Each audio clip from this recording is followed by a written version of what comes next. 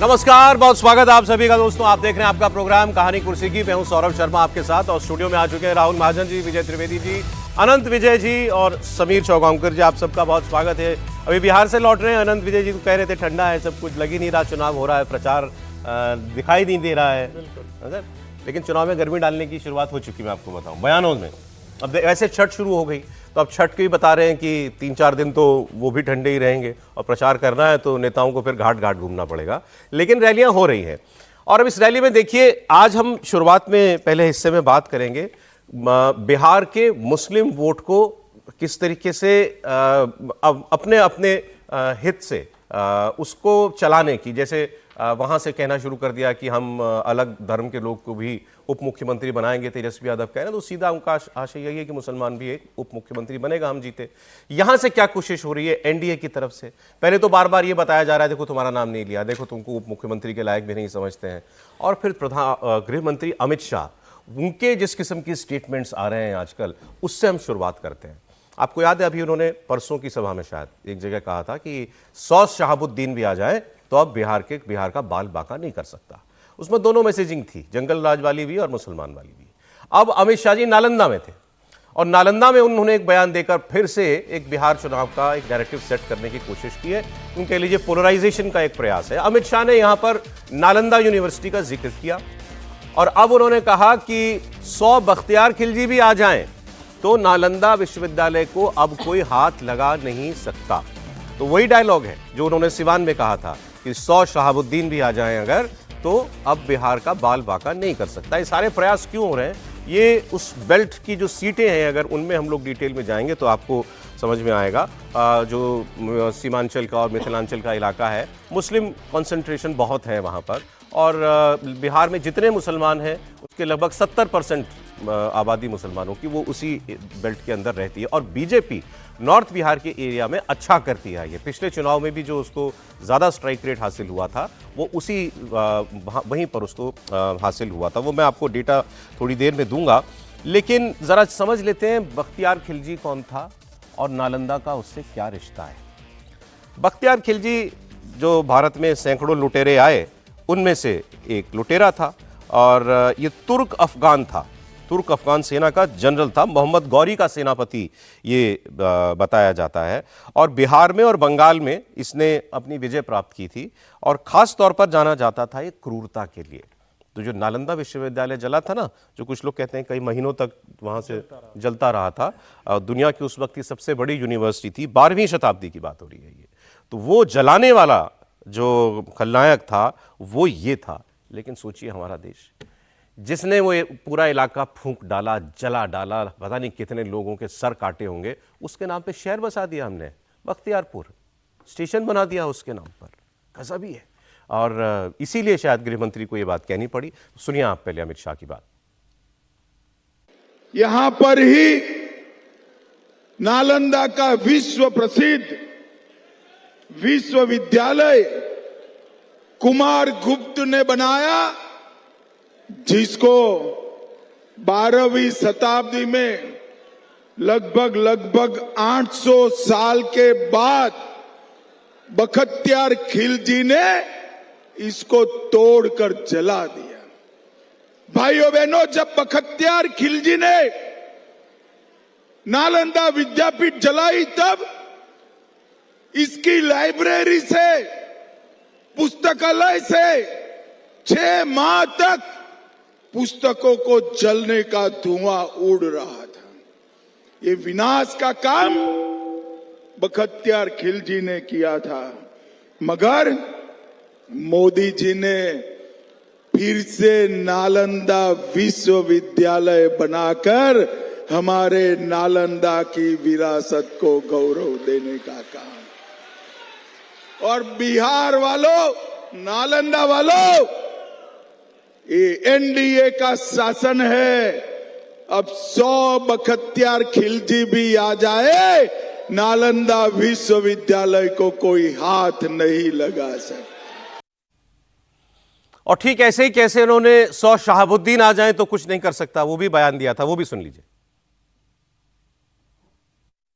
आप सभी लोग एकजुट हो जाइए, एक मुश्त हो जाइए इसी शहाबुद्दीन के बेटे को रघुनाथपुर से फिर से एक बार लालू ने खुद टिकट देने का काम किया है। मगर मैं सिवान वालों को कहने आया हूं, अब नरेंद्र मोदी और नीतीश कुमार का राज है। 100 शहाबुद्दीन आ जाए, किसी का बाल बांका नहीं हो सकता। अब ये बात तो सब जानते हैं, 100 शहाबुद्दीन भी नहीं आने वाले और 100 बख्तियार खिलजी भी नहीं आएगा, वो तो एक भी नहीं आएगा। लेकिन ये प्रयास जो हो रहा है उसके पीछे की वजह क्या है? 18% मुस्लिम आबादी है, मैंने आपको बताया इस बेल्ट में, नॉर्दर्न बिहार में 70% उनमें से रहते हैं। 90 सीटों पर 243 में से मुसलमान ठीक ठाक आबादी में है। इनमें से 15 पर तो 40 से 50% उनकी आबादी है, 87 पर 20% से ज़्यादा आबादी है, और 40 सीटें तो सीधे आप ऐसे कह सकते हैं कि मुस्लिम वोट से ही निर्णय उनका होता है। निर्णायक आबादी डेमोग्राफी की उनमें है, जिसमें खासकर सीमांचल की 24 सीटें हैं। लेकिन सर कहते हैं बिहार में पोलराइजेशन काम नहीं करता। नहीं, पोलराइजेशन काम तो करता है। और सबसे पहले तो मैं उस पर जाना चाहूंगा जिस पर अमित शाह जी अभी कह रहे थे, बख्तियार खिलजी के बारे में। पिछले 10 साल से ये सरकार है और बख्तियारपुर रेलवे स्टेशन एक कांटे की तरह चुभता है भारत के कम से कम ज्ञान विज्ञान शोध से जुड़े हुए लोगों को।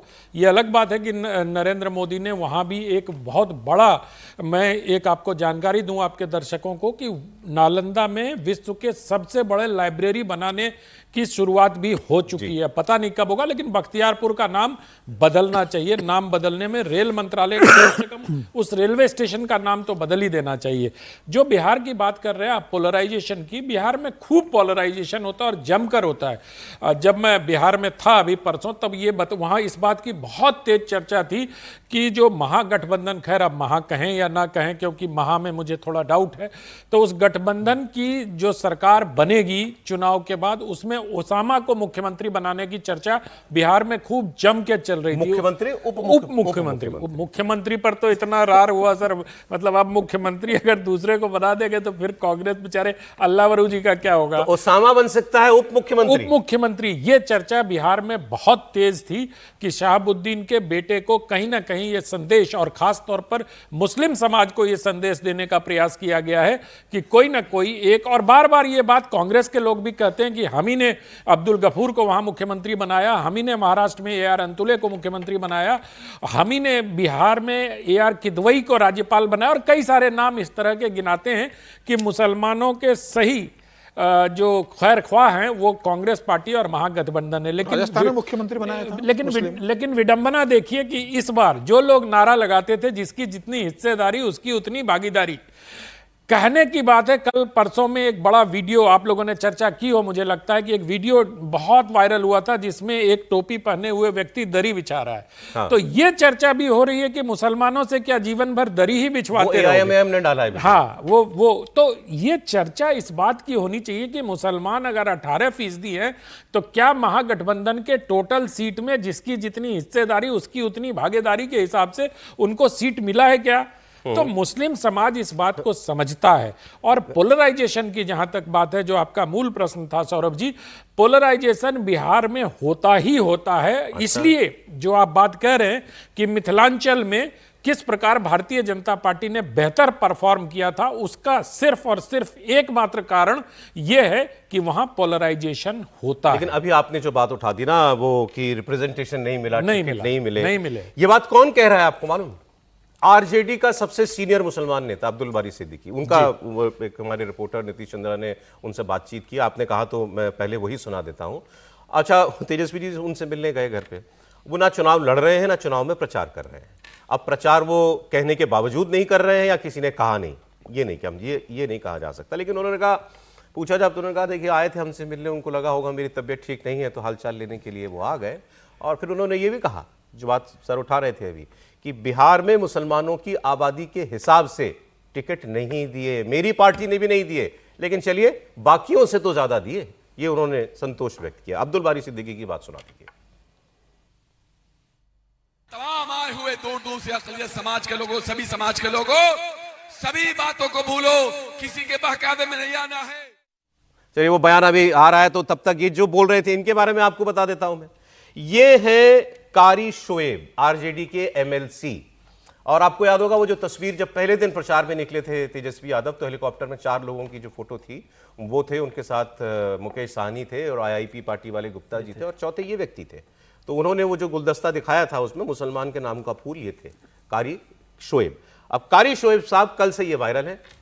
ये एक सभा में खगड़िया में बोल रहे थे और वहां ने उन्होंने ऐलान कर दिया कि तेजस्वी सरकार बनने दीजिए और जिन लोगों ने वक्फ बिल का समर्थन किया था उन सब का इलाज किया जाएगा।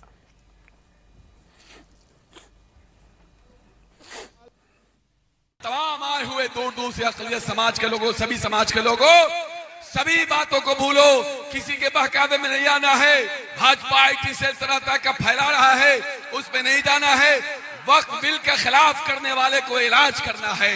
जिन लोगों ने वक्फ बिल का समर्थन किया उनका इलाज करना है। कहां थे ये सारे लोग? ये भाजपाई आज इनके जाल में नहीं फंसना है। जदयू, लोजपा ये सब विरोधी है। छोटी छोटी बातों को भुला करके बिहार और देश को बचाने के लिए इस लालटेन छाप को यहां जिताइए, एनडीए को हराइए, महागठबंधन की सरकार बनाइए, तेजस्वी यादव जी मुख्यमंत्री बनेंगे, सारे बिल फाड़ के फेंक दिए जाएंगे, चाहे वो वक्फ बिल हो, कोई बिल हो। यहां सिर्फ सरकार होगी और इंसानियत की सरकार होगी, मोहब्बत की सरकार होगी। और इनके इसी बयान को कोट करके कल मैं देख रहा था केंद्रीय मंत्री किरण रिजिजू ने लिखा कि यही जंगल राज है। जो आदमी ये कह रहे हैं कि हम केंद्र का कानून फाड़ के फेंक देंगे, इसी को जंगल राज कहा जाता है। समीर सर, इन्होंने सिर्फ कानून फाड़ने की बात की है। हालांकि कानून तो कई लोगों ने फाड़ा है, भले प्रतीकात्मक फाड़ा हो। राहुल गांधी भी उसमें जिन्होंने एक कानून को फाड़ा था।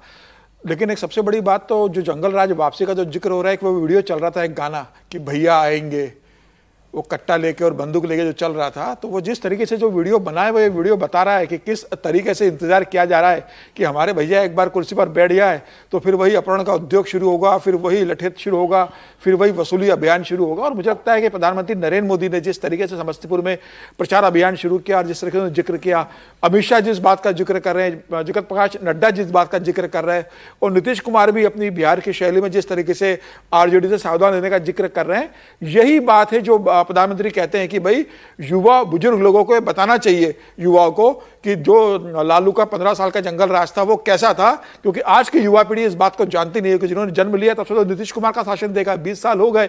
तो उस पीढ़ी को बताना चाहिए कि अगर लालू का शासन आएगा तो आपके पूर्वजों ने, आपके पिता ने, आपके दादा ने, आपके चाचा ने, आपके घर के लोगों ने क्या भुगता है और बिहार कैसा था। अगर वो बताएंगे तो आज बिहार का युवा समझेगा कि भाई वो शासन कभी वापस नहीं आना चाहिए। और मुझे लगता है कि तेजस्वी के यादव में सबसे बड़ा बोझ उसी का है कि जो बार बार प्रधानमंत्री मोदी याद दिला रहे हैं, अमित शाह याद दिला रहे हैं, और मुसलमानों की जो बात हो रही है कि लगातार कि भाई मुसलमानों को वोट नहीं। अब अब्दुल बारी सिद्दीकी तो समाजवादी पार्टी के जो आजम खान है वही आरजेडी के अब्दुल बारी सिद्दीकी बन गए।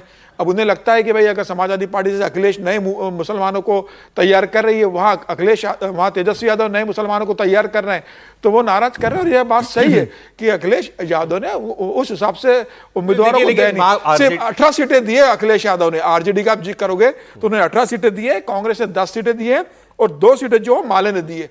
30 सीटें टोटल महागठबंधन ने मुसलमानों को दी है। और वोट परसेंट में उनकी कितनी बड़ी हिस्सेदारी है। और आप वोट टिकट कम दिया, आप कम से कम ये तो कह सकते थे कि मुकेश सहनी अगर उप मुख्यमंत्री बन रहे तो हम एक मुसलमान को मुख्यमंत्री बनाएंगे। आप नाम नहीं बताते, आप कहते कि एक मुसलमान उप मुख्यमंत्री होगा। आप कम से कम ये तो घोषणा करते, अब वो भी घोषणा करने को तैयार नहीं है। इसका मतलब ये बताता है कि महागठबंधन उप मुख्यमंत्री होगा, ये तेजस्वी ने खुल के नहीं बोला, नहीं बोला ना, शब्द इस्तेमाल कहां किया, तो बोलना चाहिए था। बोल रहे हैं पप्पू यादव, तेजस्वी को बोलना चाहिए था ये बात। पप्पू यादव ने कहा राहुल गांधी एक दलित और मुसलमान को उप मुख्यमंत्री जरूर बनाएंगे। तेजस्वी यादव को बोलना चाहिए था ना ये बात कि मुकेश सहनी अगर मल्ला समाज का, जिनका 4 से 5% का वोट बैंक, वो उप मुख्यमंत्री बन रहे हैं, तो जो मुसलमान समाज, जो एमवा समीकरण हमारा है, क्योंकि वाय से तो यादव साहब का पक्के उसके ऊपर बैठे हुए हैं, तो मुसलमान से हम एक उप मुख्यमंत्री बनाएंगे। सवाल ये कि इस मुसलमान के वोट के लिए उनको एनडीए से तो लड़ना नहीं, क्योंकि वहां को जाना नहीं है। ये लड़ाई तो असदुद्दीन ओवैसी से या शायद प्रशांत किशोर से उनको लड़नी है, और शायद इसीलिए वो ज्यादा निश्चिंत भी हैं। देखिए, बात तो सही है कि भाई मुस्लिम वोट जो है वो ज़्यादा आरजेडी या फिर बाकी पार्टियों को जाता है, कांग्रेस को जाता है या बाकी पार्टियों को जाता है, असदुद्दीन ओवैसी को जाता है। लेकिन क्या जिसकी जितनी मतलब भागीदारी वाला जो जितनी आबादी या भागीदारी, इसका दारोमदार केवल क्या ओपोजिशन के ऊपर है? नहीं, बिल्कुल नहीं। फिर बाकियों को क्या है? सबसे पहले ये जो इशू था, जब जातीय जनगणना हुई थी, नीतीश कुमार ने करवाई थी, इसी थीम को लेके थी ना वो सारी। उन्होंने अपने कैबिनेट में चेंजेस भी किए थे, उन्होंने जो पिछड़ी जातियां हैं उनके वहां पर नंबर्स भी बढ़ाए थे। तो ये सारा जो बात हो रही है वो इसलिए इलेक्शन में हो रही है कि भाई नेचुरली वहां पर क्योंकि मुस्लिम वोट एक मुश्त जाता है विपक्ष में, तो उसमें किसी तरह की सेंध लगाई जाए, सिर्फ यही मामला नहीं, है। ये बात सर होती नहीं इतनी, अगर वो मुकेश सहनी को उप मुख्यमंत्री नहीं, तब भी ना होती, बनाया क्यों गया होता। तब भी होती। अब आपको मैं बताता हूँ नालंदा का केस, ज्यादा इश्यूज जो बिहार के ना उनको सॉल्व करना चाहिए। नालंदा में गया, मैं उस यूनिवर्सिटी में जो उसके रूइंस हैं उसको मैंने देखा, वहां पे एक जो है म्यूजियम बन रहा था, जो वहां से चीजें निकली हुई हैं उसका एक म्यूजियम बन रहा था, तो वो बंद पड़ा था। मैंने पूछा कि आखिर बंद क्यों है, तो वहां के लोगों ने बताया कि यहां पे भ्रष्टाचार हुआ जिसके कारण बंद हो गया। अब इसकी जिम्मेदारी किसकी है? मुझे लगता है बिहार की जो ज्यादा बड़ी चीजें हैं, माइग्रेशन जो हो रहा है, जो बिहार में करप्शन के इश्यूज हैं, जो बिहार में जो क्राइम के इश्यूज हैं बड़े, इन इश्यूज पे मेरे ख्याल से इलेक्शन होना चाहिए रादर देन मुस्लिम, हिंदू और इन सब पे। ये तो हमारे को पता ही है। वो 16 दिन वोट चोरी करते रहे।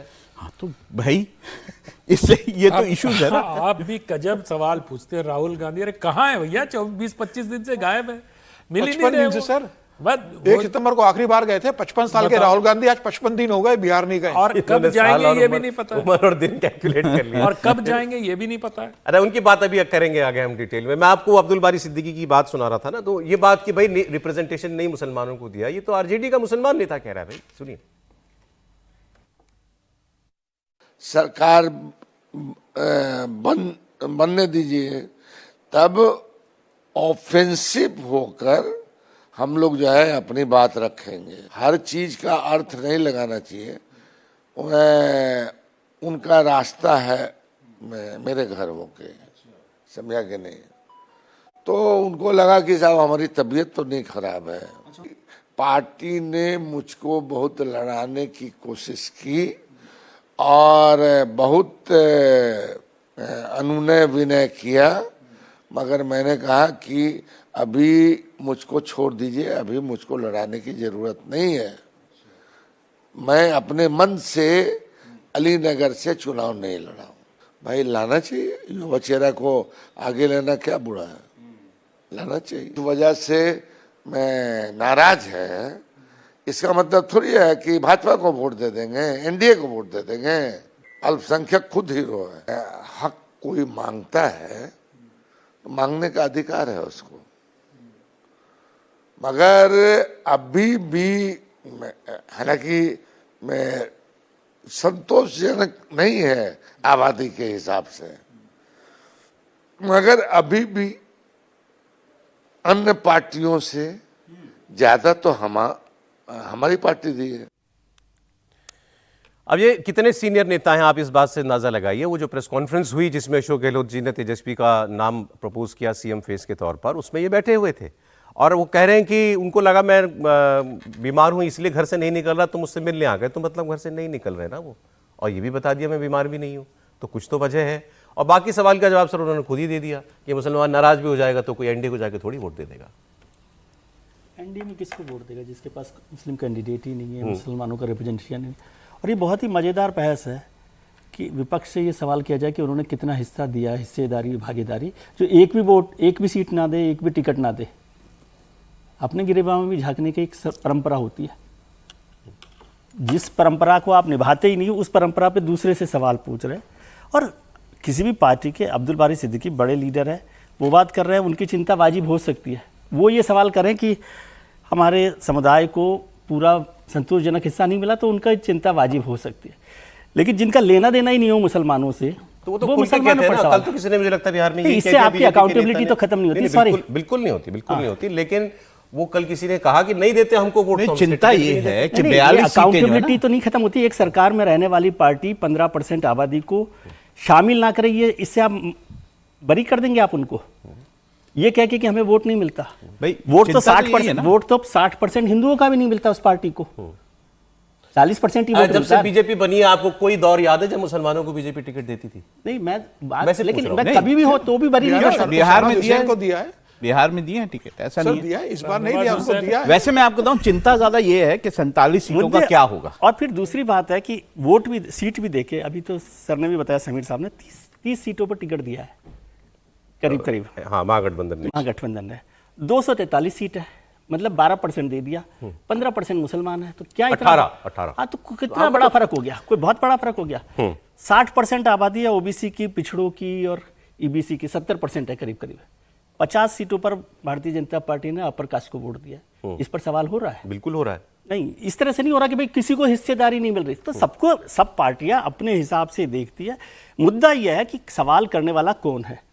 जो मुसलमानों की चिंता नहीं करता, उसे इस बात के लिए क्यों चिंता है कि वो किसी और को टिकट दे रहे कि नहीं दे वो रहे? अपनी पॉलिटिक्स कर रहा है ना। मैं पॉलिटिक्स सवाल के मैं तो ये साथ- कह रहा हूँ कि मुझे 10 उसको इस सेकंड पॉलिटिक्स का, जैसे मैंने इनसे कहा, बिहार में क्या ये सब चलता है, ये कार्ड, ये हिंदू मुस्लिम कार्ड चलता है क्या? क्यों ओसामा और खिलजी की बात हो रही उसकी है? कोशिश हो ही रही है ना, मतलब चलता ही है, इसमें कोई ऐसा बिल्कुल नहीं है कि कार्ड नहीं चलता है। आप अगर 2014 और का यदि- लोकसभा चुनाव देखिए, 2010 का विधानसभा चुनाव देखें, आपको साफ समझ आएगा। जब पोलराइजेशन होता है तो बीजेपी को बेहद फायदा होता है। आप उन सारी Polarization से सीटों पे BJP देख को फायदा लीजिए, होता है ना, और बीजेपी को पूरा जबरदस्त फायदा होता है। पॉलिटिकल जो क्या कहना चाहिए, पैराडाइम ही बदल दिया बीजेपी ने, कि जो मुस्लिम डोमिनेंस की पॉलिटिक्स चलती थी उसे उसने पोलराइजेशन में बदल के, वहां पर जहां मुस्लिम डोमिनेंस की सीट है वहां बीजेपी को सीट मिल रही है, तो इसका मतलब पोलराइजेशन तो हो ही रहा है। और शहाबुद्दीन बीजेपी की जब किस मुंह से चर्चा, सवाल उठाती है? मैं सिर्फ ये कह रहा हूं कि जब हम टिप्पणी करते हैं तो हमें थोड़ा परिप्रेक्ष्य में ध्यान रखते हुए टिप्पणी करनी चाहिए, क्योंकि भारतीय जनता पार्टी ने क्या कभी ये सवाल उठाया था, क्या ये नारा लगाया था कि जिसकी जितनी हिस्सेदारी उसकी उतनी भागीदारी? जो पार्टियां इस तरह के नारे लगाकर और अपनी राजनीति इसी नारे के आधार पर आगे बढ़ती है, उनसे सवाल तो किए ही जाएंगे। बीजेपी ने तो अलीनगर, जो मुस्लिम बहुल सीट है, वहां से मैथिली ठाकुर को टिकट दे दिया, तो और मैथिली ठाकुर जीत रही है। और ये भी इसमें कह दिया कि नाम भी बदलेंगे, नाम भी बदलेंगे अलीनगर का, उसने आते ही कह दिया। मैं सिर्फ यही कहना चाहता हूं कि जो पार्टी जो वादे करती है, जो नारे लगाती है, उसके आधार पर उसका आकलन होगा और उनसे सवाल चलिए, इस पूछेगा। बात तो का जवाब जेडीयू ये से नारा सवाल तो- होना चाहिए क्या? हाँ? जेडीयू से सवाल नहीं होना चाहिए। जेडीयू हमेशा से ये बात करती आई है ना। आपने जब जाति जनगणना की तब भी इसी पे की ना, तो होना चाहिए जेडीयू से सवाल, आपने क्यों नहीं दिया टिकट? तो जेडीयू से सवाल हो रहे हैं, जेडीयू से सवाल हो रहे हैं। जेडीयू ने 4 ही मुसलमान बीजेपी सीट क्यों दिए नहीं हैं। जेडीयू से भी सवाल कर रहे थे? देखिए, बहस हम लोग कल भी कर रहे थे। कल किसी ने जेडीयू बताया ने कि पिछली 4 बार सीट जितने दिए हैं। जितने मुस्लिम 11 उम्मीदवार दिए थे, जेडीयू 11 ने के दिए 11 थे, सब हारे। बिल्कुल सही 11। बात है। 11 तो हारे, पार्टी 11 के जो 11 है, पार्टी इस आधार पर टिकट देती है कि कौन जीतेगा उसकी टिकट। बिल्कुल ठीक नहीं, है। तो वही इस आधार पे ये नहीं बात देगा। महागठबंधन के लोगों को कहनी चाहिए। ये नहीं कहना चाहिए कि आप चूंकि 18% हो, आप हमारे लिए सिरमौर हो, आप मुकेश साहनी का क्या वजूद है? चलिए उसको छोड़ दीजिए। वो गुप्ता जी जो आए हैं, IP कौन गुप्ता, इंसान IP पार्टी या क्या, IIP, जो खुद को तेली और बरई समुदाय का नेता कहते हैं, उनको, मतलब जमालपुर जैसे सीट से जहां की कांग्रेस पार्टी का सिटिंग उम्मीदवार था, वहां इन लोगों ने उनकी भागीदारी देने के लिए, उनकी हिस्सेदारी देने के लिए गुप्ता जी को तो आपने दे दिया। गुप्ता जी की पार्टी को वहां से शायद पान तांती या कुछ नाम है जिनको टिकट मिला है। अब ना उस पार्टी को कोई जानता, ना उनको कोई जानता। इस चुनाव ये में तो उनकी अवतरित चिंता है हुए। सर, ये हम लोगों की चिंता नहीं, थोड़ी है। चिंता हम थोड़ी कर रहे हैं, हम तो सर, चिंता चर्चा तो कर हमारी रहे हैं। कुछ भी नहीं है। कोई हमारी जीते, कोई तो हारे, वो तो चिंता बिहार की वो जनता तय हमारी करेगी। किसको हम तो वोट बात- देगा, टिकट दे रहा जो है। मुद्दे उठ रहे हैं उसकी बात हो रही है। कांग्रेस की बात कर रहे थे इस ब्रेक से पहले, तो सर ने पूछा राहुल गांधी कहाँ हैं, उन्होंने तो बता दिया 55 दिन से बिहार ही नहीं आए हैं। लेकिन 55 लोग साल के 55 कितनी उन्होंने मोहब्बत है, कहा मतलब 55 साल के राहुल गांधी 55 दिन से बिहार नहीं गए। लेकिन आपने एक बात नोटिस की होगी, कल से मैं देख रहा हूं, जब से ये पैचअप, सॉर्ट ऑफ पैचअप हुआ उनके और आरजेडी के बीच में, तो लोगों ने कहा सब राहुल गांधी ही करवा रहे थे भाई पीछे से। तो जो लोग सवाल पूछ रहे हैं राहुल गांधी इनएक्टिव हैं, तो कई लोग उनके हितैषी हैं, वो कह रहे हैं राहुल गांधी पूरी तरीके से इन कमांड है और ये सारे फैसले दिल्ली से वही ले रहे थे कि अड़ना, इतनी सीटें मत छोड़ना, इस बार कमजोर सीट मत लेना, जीतने विनेबल सीट लेकर के आना। अब ये तो राम जाने इसमें कितनी सच्चाई है, वो कितने एक्टिव है। लेकिन कुछ फैसले हो रहे हैं जो चर्चा में है। एक जैसे बड़ा फैसला बिहार में कल लिया कांग्रेस पार्टी ने, अविनाश पांडे को चुनाव का प्रभारी बना करके भेजा है। अभी अविनाश पांडे साहब जो है, ये भी खासम खास है राहुल गांधी के। लेकिन इससे पहले कृष्णा लवरू वो थे, प्रभारी थे। मेरे ख्याल से प्रभार तो उनसे नहीं लिया गया, लेकिन अविनाश पांडे को भी उतार दिया गया, क्योंकि कांग्रेस पार्टी में भी अलायंस पार्टनर्स में तो थी, आरजेडी के लोग तो इनसे बात भी नहीं करते थे कृष्णा लवरू से। कांग्रेस के लोग खुलकर नाराजगी जाहिर कर रहे थे इनके सामने। ये मतलब इनकी मौजूदगी में तो वीडियोज में है, लोगों ने कहा तुमने टिकट बांटे, तुम नहीं है क्या। खैर, वो नाराजगी में आदमी कुछ भी कहता है। लेकिन अविनाश पांडे के जाने का मतलब क्या? ये जब यूपी में गए थे तो यूपी में अच्छा नतीजा इन्होंने दिलाया। अब जो भी किया हो, लेकिन क्रेडिट तो इनको गया ही था। तो अब बिहार में, और वो भी इतना लेट, अविनाश पांडे को भेजे जाने का मतलब क्या है, ये हम पूछ रहे हैं। और क्या इसका मतलब कृष्णा अल्लावरू की भूमिका इस चुनाव में अब खत्म हो गई है? अगर ऐसा है तो क्या ये आरजेडी का जवाब था? क्या ये अलायंस पार्टनर्स का एक तरीके का उनकी डील थी कि नहीं, अभी ये व्यक्ति जो है ये बिहार में नहीं होना चाहिए आपका नुमाइंदा? क्या इसकी वजह से ऐसा किया गया है? सर, क्या लगता है? नहीं, मुझे लगता है निश्चित रूप से अविनाश पांडे को भेजा गया, और जिस तरीके से कृष्णा अल्लावरू का लगातार विरोध हुआ था, मतलब उसका खुलकर, उसके बाद जिस तरीके से राजस्थान के पूर्व मुख्यमंत्री अशोक गहलोत को भेजा गया, फिर उन्होंने लालू प्रसाद तेजस्वी से मिलकर उनको मुख्यमंत्री के रूप में तेजस्वी का नाम किया। अब मुझे लगता है कि उनको भेजा गया अविनाश पांडे को। देखिए, अविनाश पांडे नागपुर से मूल से आते हैं बेसिकली ये, और ये वही राहुल बजाज, ये वही अविनाश पांडे जब 2008 का राज्यसभा चुनाव हुआ था तो राहुल बजाज जो उद्योगपति, उनसे 1 वोट से ये हार गए थे, कांग्रेस से लड़े थे। फिर बाद में कांग्रेस ने राज्यसभा भेजा, उत्तर प्रदेश के प्रभारी रहे, झारखंड के प्रभारी रहे, गांधी परिवार के बहुत विश्वास माने जाते हैं। लेकिन इनका एक बड़ा इंटरेस्टिंग बयान भी, जब महाराष्ट्र के विधानसभा चुनाव हो रहे थे तब इनको बहुत साइडलाइन कर दिया गया था। तो उन्होंने कहा था कि भाई, मैं देश की राजनीति तो देख सकता हूँ, दूसरे राज्यों की राजनीति में तो मैं अच्छे से मैनेज कर सकता हूँ, लेकिन जिस राज्य से मैं राजनीति करता हूँ उस राज्य की राजनीति की मुझे समझ नहीं है। कांग्रेस का ये मानना है, इसलिए मुझे महाराष्ट्र की विधानसभा की राजनीति में कोई बहुत ज्यादा सक्रिय भूमिका नहीं है। एक स्टेटमेंट सर, इन्हीं का स्टेटमेंट है अविनाश पांडे का ही, बिहार जब पहुंचे, वो सुन लेते, मैं आता हूं। स्पष्ट कर दूं, मैं यहां पर आप लोगों के सामने कांग्रेस का एक नुमाइंदा, एक कार्यकर्ता के रूप में बैठा हुआ, जिसे जो जिम्मेदारी जब जब भी दी गई है मेरे 40-45 वर्ष के राजनीतिक यात्रा में, तो उस जिम्मेदारी का निर्वहन करना हम सब यहां जितने बैठे हुए हैं, हम सब की जिम्मेदारी है। ये चुनाव एक लोकतंत्र का महापर्व है। इसमें जब जब जो भी जिम्मेदारी, जो भी भूमिकाएं दी जाती हैं, उसे सफलतापूर्वक और पूरी निष्ठा के साथ निभाने का हम प्रयत्न करेंगे। ऐसी कोई मजबूरी नहीं थी कि मुझे भेजा गया, मुझ जैसे और भी कई लोग यहां पर कार्य कर रहे हैं। कुछ आपके सामने कैमरे के सामने बैठे हुए, काफी लोग कैमरे के पीछे से काम कर रहे हैं। देखिए, आदमी को भेजा गया, बाकायदा प्रेस कॉन्फ्रेंस कराई गई, बयान दिलवाया गया, मतलब आप उसकी प्रेजेंस को स्थापित करना चाहते हैं वहां पे। ये इतना मामूली मामला नहीं था। तो क्यों, मतलब वहां प्रदेश अध्यक्ष हैं, वहां प्रदेश प्रभारी पहले से है, अशोक गहलोत तीसरे आदमी जा चुके, सीनियर आदमी, अब ये चौथे व्यक्ति की एंट्री क्यों? ये देखिए, इसमें ना बहुत ज़्यादा वहाँ की स्टेट यूनिट का भी रोल है। स्टेट यूनिट लगातार कृष्णा अल्लावरू का जो है विरोध कर रहे थे, यहाँ तक कि वहाँ पर बैनर लेके लोग आए थे कि जो सीट चोर बिहार छोड़ लिखा हुआ था उस पर। तो ये अंदर का जो कांग्रेस के अंदर का विरोध है वो बहुत ज़्यादा वहाँ पे था कृष्णा अल्लावरू की, और ये विरोध जो है यहाँ पर सेंटर के लीडरशिप पे भी पहुंच गया था। यहाँ तक आरोप लगाए जा रहे थे कि राहुल गांधी की जो वहाँ यात्रा हुई थी उसके बाद जो मोमेंटम बना था उसको कृष्णा ने कहीं ना कहीं डेंट किया, और ये भी बहुत ज्यादा वहाँ पे। कृष्णा ने कैसे डेंट कर दिया? राहुल जी जब जाएंगे ही नहीं बिहार तो कोई क्या करेगा? मैं बता रहा हूँ, उसमें जो बातें आ रही, मैं आपको जो बातें आ रही उसमें यह भी कहा जा रहा था कि बीजेपी से मिले हुए हैं इस तरह से, तो बहुत सारी आरोप उन पे लग रहे थे इसमें। सौरभ जी, राहुल जी का मसला, इसलिए मैं एक जानकारी आपको देना चाहता हूं। देखिए, ये कृष्णा अल्लावरू को नेपथ्य में भेजना और अविनाश पांडे को सामने लाना, ये इतना सरल और सहज नहीं है जितना ऊपर से दिखता है।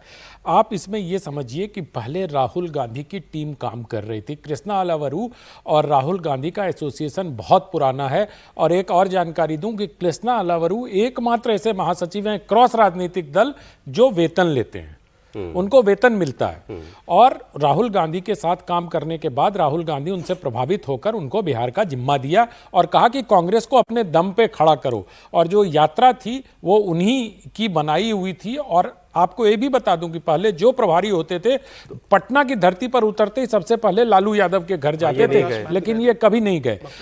बाद में ये हुआ कि जब ये सारा झामा फैला, जब आरजेडी के साथ इनका विरोध हुआ, तब राहुल गांधी की टीम आउट हुई, सोनिया गांधी की टीम की एंट्री होती है।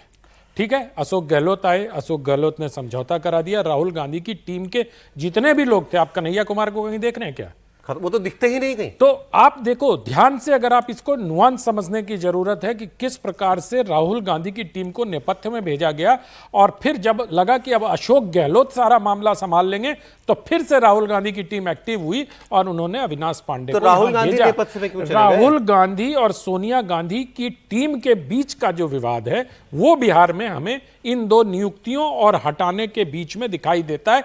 राहुल गांधी क्यों गए, इसका जवाब, इस प्रश्न का उत्तर श्रीमान राहुल गांधी के अलावा इस धरती पर कोई नहीं दे कि सकता। वो क्यों नहीं जा रहे? क्यों नहीं जा रहे? सब तो बड़े बड़े लोगों का नाम ले दिया उन्होंने, सोनिया गांधी और राहुल गांधी की टीम का बीच का मामला बड़े बता लोग दिया। हैं, लेकिन अविनाश जी ने कहा ना कि बहुत सारे लोग हैं जो पर्दे के पीछे भी काम कर रहे हैं, तो हो सकता है राहुल जी वहां काम कर रहे हो। ये सही है कि कैप्टन फील्ड में ना हो। सर अगली खबर बड़ी मजेदार है, इस पर आपका रिएक्शन चाहूंगा मैं। को है ना, मैं समझता हूँ कृष्णा अल्लावरू के साथ तो जाती हुई होगी जो भी हुआ है, क्योंकि ये सब हो रहा है, लेकिन कृष्णा अल्लावरू को यदि हम समझ रहे हैं कि वो आरजेडी और सबके तालमेल के लिए भेजा गया था तो ये गलत है। उनको केवल संगठन की जिम्मेदारी और संगठन को ताकत देने के लिए किया गया था, टिकट के लिए वो, और उसमें नाराजगी होती है, उसमें भी कोई बात नहीं। उनको अब रोल लिमिटेड था, वो पूरा वो हो गया। रोल लिमिटेड था उनका। अब मतलब हो सकता था कि उनको रखें, लेकिन रोल उनका ये देखिए साहब, अगली खबर बता रहा हूं सर आपको। नीतीश कुमार मुख्यमंत्री बनेंगे कि नहीं बनेंगे, बार बार कहा तेजस्वी यादव ने, ये बीजेपी खा जाएगी इनको, ये जेडीयू को खा जाएगी, नीतीश कुमार को कभी नहीं बनाएगी, प्रशांत किशोर ये कहते फिर रहे हैं।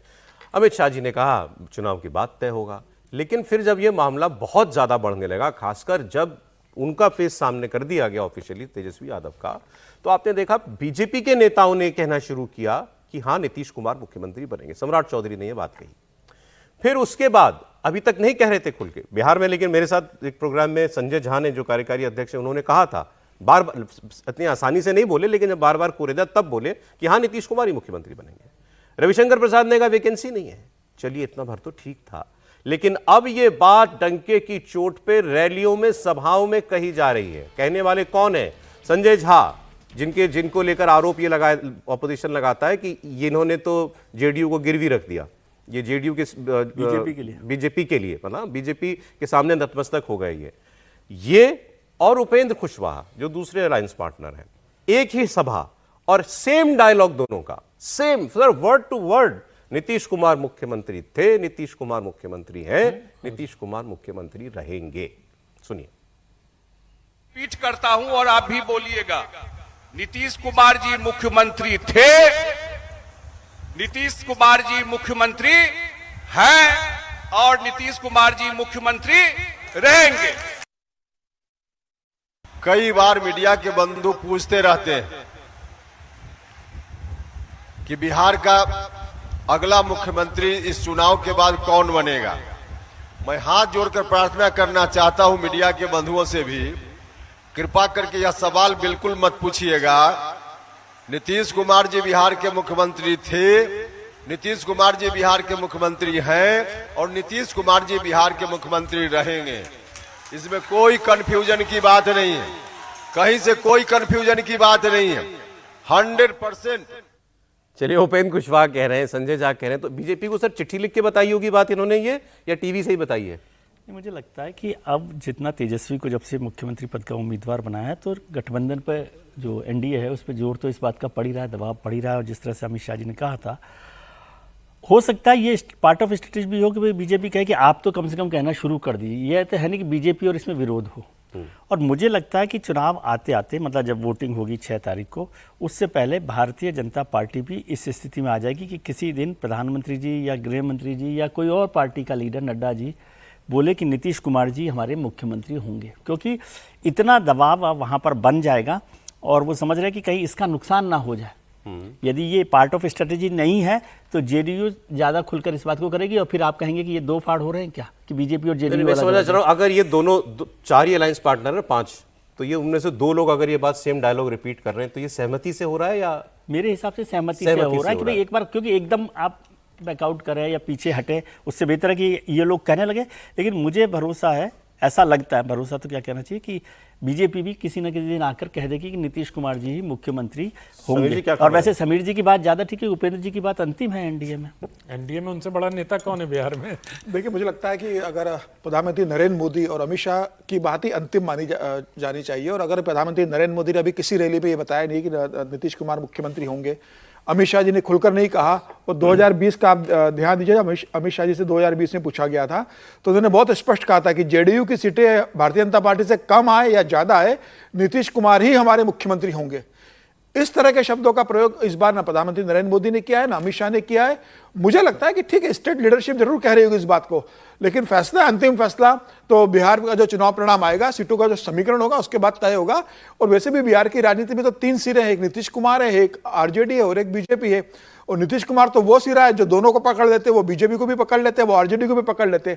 15% का वोट बैंक नीतीश के पास कम से कम अभी बना हुआ है, तो सीटों का समीकरण तय करेगा। अगर भारतीय जनता पार्टी स्थिति में आती है कि माइनस जेडीयू, चिराग पासवान, बाकी लोगों को लेकर अगर वो सरकार बनाने के करीब पहुंच जाती है तो मुझे लगता है कि नीतीश कुमार फिर मुख्यमंत्री नहीं होंगे। और अगर ऐसी स्थिति आती है कि नीतीश के बिना कोई विकल्प नहीं हो, नीतीश आरजेडी के साथ सरकार बना लेंगे, अगर चले जाते हैं तो फिर मजबूरन कुछ समय के लिए नीतीश कुमार को मुख्यमंत्री बनाया जाएगा। भारतीय जनता पार्टी 14 नवंबर के परिणामों का इंतजार करेगी, उसके बाद तय करेगी कि मुख्यमंत्री बिहार का कौन होगा। ठीक है, चले। बिहार में आज से छठ की भी शुरुआत हो गई है। अब सिर्फ बिहार ही क्यों, अब तो बिहार, झारखंड, दिल्ली, बंगाल, महाराष्ट्र, 10 दर्जन भर राज्यों में हमारे देश के अब छठ मनाया जाता है, बड़ी धूमधाम से मनाया जाता है। रेलेवेंट नहीं है, लेकिन एक आंकड़ा कल मैं पढ़ रहा था कि पाकिस्तान का जितना डिफेंस बजट है उसका आधा भारत तो मतलब छठ पे खर्च कर देता है।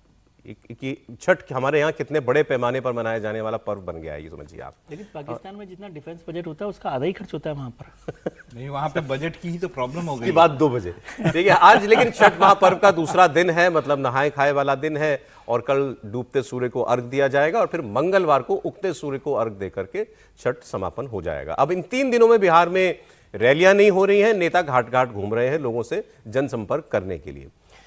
एक सीरियस डिस्कशन हम यहां छेड़ते हैं। प्रशांत किशोर ने एक बात कही, छठ के बहाने उन्होंने नौजवानों को अपनी ओर आकर्षित करने की कोशिश की और उन्होंने कहा कि अगर मेरी पार्टी की सरकार आप बना दें तो किसी युवा को छठ के वक्त अपने घर के बाहर नहीं रहना पड़ेगा।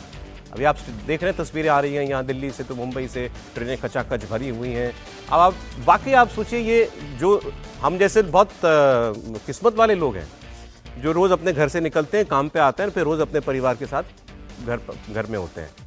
लोग महीनों किसी दूसरे शहर, किसी दूसरे राज्य में हजार किलोमीटर दूर वहाँ काम कर रहे हैं। साल में शायद 1 या 2 बार घर आ पाते हैं, उसमें से छठ एक बड़ा मौका होता है। तो क्या ये नहीं हो सकता कि बिहार में ऐसी परिस्थिति बने कि ये लाखों लोग अपने परिवार के साथ रह पाए? ये सवाल प्रशांत किशोर ने उठाया है, सुनिए। इस बार जो लोग छठ में घर आ गए, अगर 11 तारीख को स्कूल का बस्ता छाप पर आपने बटन दबाया, जन स्वराज का सरकार बना, तब कोई लड़का यहाँ से बाहर मजदूरी करने नहीं जाएगा। सब लोग तैयार हैं, सब लोग तैयार हैं। जन समर्थन हमको नहीं है, जन समर्थन इस बात के लिए है कि बिहार में जो बच्चे भी छठ में वापस लौटे हैं, ये वापस मजदूरी करने नहीं जाना चाहते हैं। इनको यहीं पर बिहार में रोजगार होना चाहिए। और इसीलिए आप देख रहे हैं, रात में अभी हम लोग रास्ते में आ रहे हैं, बगल में आप देखे होंगे किसी का चुनाव कार्यालय, 5 आदमी नहीं है। यहाँ देख लीजिए, पूरा रूनी सैदपुर रोड पर उतरा हुआ है। आप देख लो, आप देख लीजिए कि हवा का रुख किधर है। अब बीजेपी के लोगों से बात कीजिए या एनडीए के लोगों से, वो कहते हैं कि भाई डबल इंजन की सरकार तो अब बनी है ना। नीतीश कुमार 20 साल से मुख्यमंत्री हैं, बात सही है, और उसमें 17 वर्ष के करीब रही भारतीय जनता पार्टी भी साथ में, ये भी बात बिल्कुल ठीक है। लेकिन अब डबल इंजन की बात होती है। इस चुनाव में भी ये कहा जा रहा है डबल इंजन की सरकार बनने दीजिए, क्योंकि डबल इंजन की सरकार को इतना मौका नहीं मिला। भाई 14 में मोदी जी आए, 15 में नीतीश जी गठबंधन से बाहर चले गए, और उसके बाद फिर वो 17 में फिर इधर आए, 20 का चुनाव 19 का चुनाव साथ में लड़ा, फिर 1.5 साल के बाद फिर उधर चले गए। तो मतलब कोई 5 साल का टर्म ऐसा नहीं है जिसमें मोदी और Nitish Kumar as chief minister, as prime minister रहे हो। ये बीजेपी की एक पिच है कि ऐसा मौका इस बार दीजिए हमको कि हम, और नीतीश जी चूंकि हर रैली में कह रहे हैं अब हम नहीं जाएंगे कहीं, अब हम नहीं जाएंगे कहीं, तो वो ये कह रहे हैं कि आप 5 साल हमको दीजिए, हम ऐसा माहौल अब प्रदेश में बनाएंगे कि पलायन रुक पाए। सर, ये इस पिच में कोई दम है 20 साल नीतीश जी के सीएम होने के बावजूद? देखिए, जहां तक नीतीश जी का सवाल है तो उनकी पार्टी में ही यू लगा हुआ है सर, JDU, तो यू टर्न तो लेते रहते हैं वो। क्या गारंटी इस बात की है कि नीतीश कुमार जी इस बार भारतीय जनता पार्टी को छोड़ के नहीं जाएंगे? जैसा समीर जी किंतु परंतु और एक समीकरण बना रहे थे, तो इस बात की गारंटी हो या ना हो, मुझे तो लगता है कि इस बार भारतीय जनता पार्टी स्वयं इस स्थिति में होगी, जो मेरा आकलन है कि उस सरकार कोई भी कहीं चला जाए, भारतीय जनता पार्टी सरकार से बाहर नहीं होगी। ऐसा आज के डेट में मुझे लग रहा है कि मतलब कल मुझे कांग्रेस के एक महासचिव से बात हो रही थी, मैंने कहीं अन्यत्र भी ये बात कही कि उन्होंने कहा कि कांग्रेस के इंटरनल सर्वे में एनडीए को 160 सीटें आ रही हैं, इसीलिए राहुल गांधी जी बहुत उत्साहित नहीं है बिहार जाने के लिए। तो संभव है, मैं उस पर नहीं जाता क्योंकि मैं सीटों के मैं मतलब सेफोलॉजिस्ट नहीं हूं, इसलिए नहीं बताता हूं। लेकिन जो बिहार में इस वक्त जमीन पर स्थिति है सौरभ जी, उसके हिसाब से अगर आप देखेंगे तो चुनाव अभी वहां शुरू ही नहीं हो रहा है। गोपालगंज जैसे शहर में, जहां की लालू यादव उनके साले साधु यादव रहे और पिछले 20-22 साल से जहां भारतीय जनता पार्टी के विधायक चुने जा रहे हैं, वहां किसी प्रकार का ना एक पोस्टर ना एक बैनर, मुझे मतलब 2 दिन घूमा हुआ है, AIMIM का एक जीप दिखाई दिया और एक प्रशांत किशोर की जीप दिखाई दी जिसमें सिर्फ ड्राइवर था और लाउड स्पीकर पर बज रहा था प्रशांत किशोर जिंदाबाद, प्रशांत किशोर जिंदाबाद। तो ये तमाम चीजें इस ओर इंगित कर रही हैं कि बिहार में चुनाव जो मोमेंटो पकड़ेगा छठ पूजा के बाद, मतलब आज जैसे खरना है, कल पहला अर्घ है, उसके बाद दूसरा अर्घ होगा। तो मुझे बीजेपी सरकार में होगी ही ऐसा, बीजेपी सरकार में होगी। आप कुछ डेटा, क्योंकि कल भी हम लोग ने बहुत बात की थी और ये बात होनी चाहिए, कोई तो मुद्दे उठा रहा है, ये बात सही है। जैसे बिहार का नेशनल जीडीपी में जो शेयर था 90 से 95 के बीच में, वो 2.2% था, मात्र 2.2%। और आबादी देख लीजिएगा कितनी, 140 करोड़ आबादी में कितनी, 15 करोड़ आबादी होगी, 15 करोड़ बिहार, 15 करोड़ की आबादी, ठीक। और लेकिन नीतीश जी के 2.2 था राबड़ी देवी और लालू जी के शासन में। नीतीश जी ने उसको बढ़ाया, लेकिन कितना, 2.2 से 2.7 ही कर पाए। 2.7% शेयर है नेशनल जीडीपी में। और मैन्युफैक्चरिंग सेक्टर कहाँ चला गया? अच्छा, बहुत से लोग कहते हैं झारखंड था तब, जब तक बिहार के साथ, तो बोकारो, जमशेदपुर, माइनिंग है, रांची, सब कुछ था। हाँ, अब वो भी चला गया यहाँ से। पर देखिए, तो इंडस्ट्री नहीं है। देखिए मैं बहुत बार बिहार गया हूँ, 1998 से मैं लगातार बिहार गया हूँ, और ये कोई नहीं कह सकता कि बिहार में डेवलपमेंट नहीं हुआ। तब आप पटना से गया जाते थे तो आपको पता चल जाता था कि भाई बिल्कुल जो है सड़क कहाँ गायब है। और आज अगर आप जाएं तो आपको बाकायदा अच्छी सड़कें दिखाई देती है। और यही नहीं, अगर आप गांव के इलाकों में भी जाएंगे तो आपको बेहतर सड़कें और बेहतर सुविधाएं जो हैं वो दिखाई देती है बिहार में। जॉब सर, नौकरियां, हाँ, इंडस्ट्री बिहार किसी भी जगह पे इंडस्ट्री आने में, अब हम कहें जम्मू कश्मीर में इंडस्ट्री क्यों नहीं कम है? इंफ्रास्ट्रक्चर देखिए धीरे धीरे ये डेवलपमेंट होता है। और ऐसा नहीं है कि बिहार में लॉ एंड ऑर्डर की स्थिति जैसे जैसे बेहतर हो रही थी वहां पर लोग जाके काम भी कर रहे थे। और दूसरा, बिहार की पॉपुलेशन में बहुत ज्यादा लोग बाहर काम करते हैं, उसमें भी बदलाव आपको देखने को मिलेगा। उसमें भी लोग जो है अब जो है बिहार से, जरूरी मैं मानता हूं कि वहां से माइग्रेशन काफी है, लेकिन फिर भी बिहार में अब जो काम धंधे हैं वो बड़े हैं। ऐसा नहीं कि बिहार में ये सारी चीजें नहीं। तेजस्वी यादव क्या कार्ड खेल रहे हैं वो भी आप देख लें। भाई जाति तो हर पार्टी के हिसाब से इस बार सबसे महत्वपूर्ण फैक्टर है। अब उन्होंने आज एक नया ऐलान किया कि अगर हमारी सरकार बन गई, मतलब तेजस्वी सरकार बन गई, तो खास तौर पर 4 जातियों का नाम लिया उन्होंने, ओनली 4, नाई, कुम्हार, बढ़ई, लोहार। इस समुदाय के लोगों को 5-5 लाख रुपए की बिना ब्याज मदद की जाएगी और साथ ही त्रिस्तरीय पंचायत प्रतिनिधियों का मानदेय भत्ता दुगना किया जाएगा। तो ये 4 ही जाति की बात वो क्यों कर रहे थे, ये मैं थोड़ा समझना चाह रहा था सर, कुछ इसका। बढ़ई, लोहार, कुम्हार, वो देखिए रूरल, मेरे को जहां तक मुझे समझ आता है, विजय जी और बताएंगे कि रूरल जो एरिया है, जब वो पंचायत की बात करते हैं कि मैं पंचायती जो लोग पंचायत से जुड़े हुए हैं, जो अधिकारी हैं, उनको उनका भत्ता बढ़ाऊंगा, जब वो ये कहते हैं कि मैं इतना पैसा उनको दूंगा, तो ये सारे प्रलोभन वो भी दे रहे हैं जो कि एनडीए या फिर आरजेडी दे रही है। अब मैं ये नहीं कह सकता कि अब योजनाएं भी जातियों के हिसाब से बनेंगी, क्योंकि सेंटर में भी ऐसी स्कीम लाई गई थी, विश्वकर्मा योजना। बिल्कुल है, उसी की तरफ है ना। ये नॉन एग्रो जो है, एग्रीकल्चर कास्ट है, वो है, बढ़ई है, लोहार है, कुम्हार है, नाई है। ये किसानी में नहीं है, खेती किसानी में नहीं है, तो उनके लिए एक अलग तरीके से प्लान किया जाए। तो जाति के आधार पर ही इसको यूज समझ लीजिए। एक कृषि आधारित लोग हैं, एक नॉन कृषि वाले हैं, नॉन एग्रो वाले लोग हैं। तो ये नॉन एग्रो वाले लोगों के लिए उस तरह की मदद की बात की जा रही है। उसका कितना फ़ायदा होगा, कितना फ़ायदा नहीं होगा, ये तो अलग बात है। जैसे आपने ठीक जिक्र किया कि विश्वकर्मा का भी फोकस वही था कि भाई जो नॉन एग्रो वाली जो कास्ट है, एक्चुअली हुनर वाली हुनर जिनके पास कोई हाथ का हुनर जिनके पास होता है, उनके लिए ये योजना। ठीक है। अब एक मैं आपको इसमें एक पॉइंट खाली जोड़ना चाहूंगा कि ये जो चारों जाति है वो ईसीबी में आती है सर, और आरजेडी के साथ समस्या यही है कि जो उनके साथ डोमिनेंट यादव कास्ट है उनकी और ईसीबी की बनती नहीं, एक्सट्रीमली बैकवर्ड कास्ट ईबीसी को लाने के लिए ये एक चुनावी शिगुफा छोड़ा गया है। नहीं तो पीएम विश्वकर्मा योजना जिसकी आप लोग चर्चा कर रहे हैं उस तो पहले से उपलब्ध है, पहले से मौजूद है। तो इन चार जातियों को अपने पाले में, क्योंकि आपको याद होगा पिछले विधानसभा चुनाव में दोनों गठबंधन में वोटों की संख्या में सिर्फ 12,000 का अंतर था, 13,000 वोटों का अंतर था। तो ईसीबी की इन चार जातियों को अपने पाले में लाने के लिए ये उनको एक जो कहते हैं रेवड़ी टाइप दिया गया। सर अब अंत में आज हम कोशिश करते हैं कोई एक सर्वे जो है दिखाएं।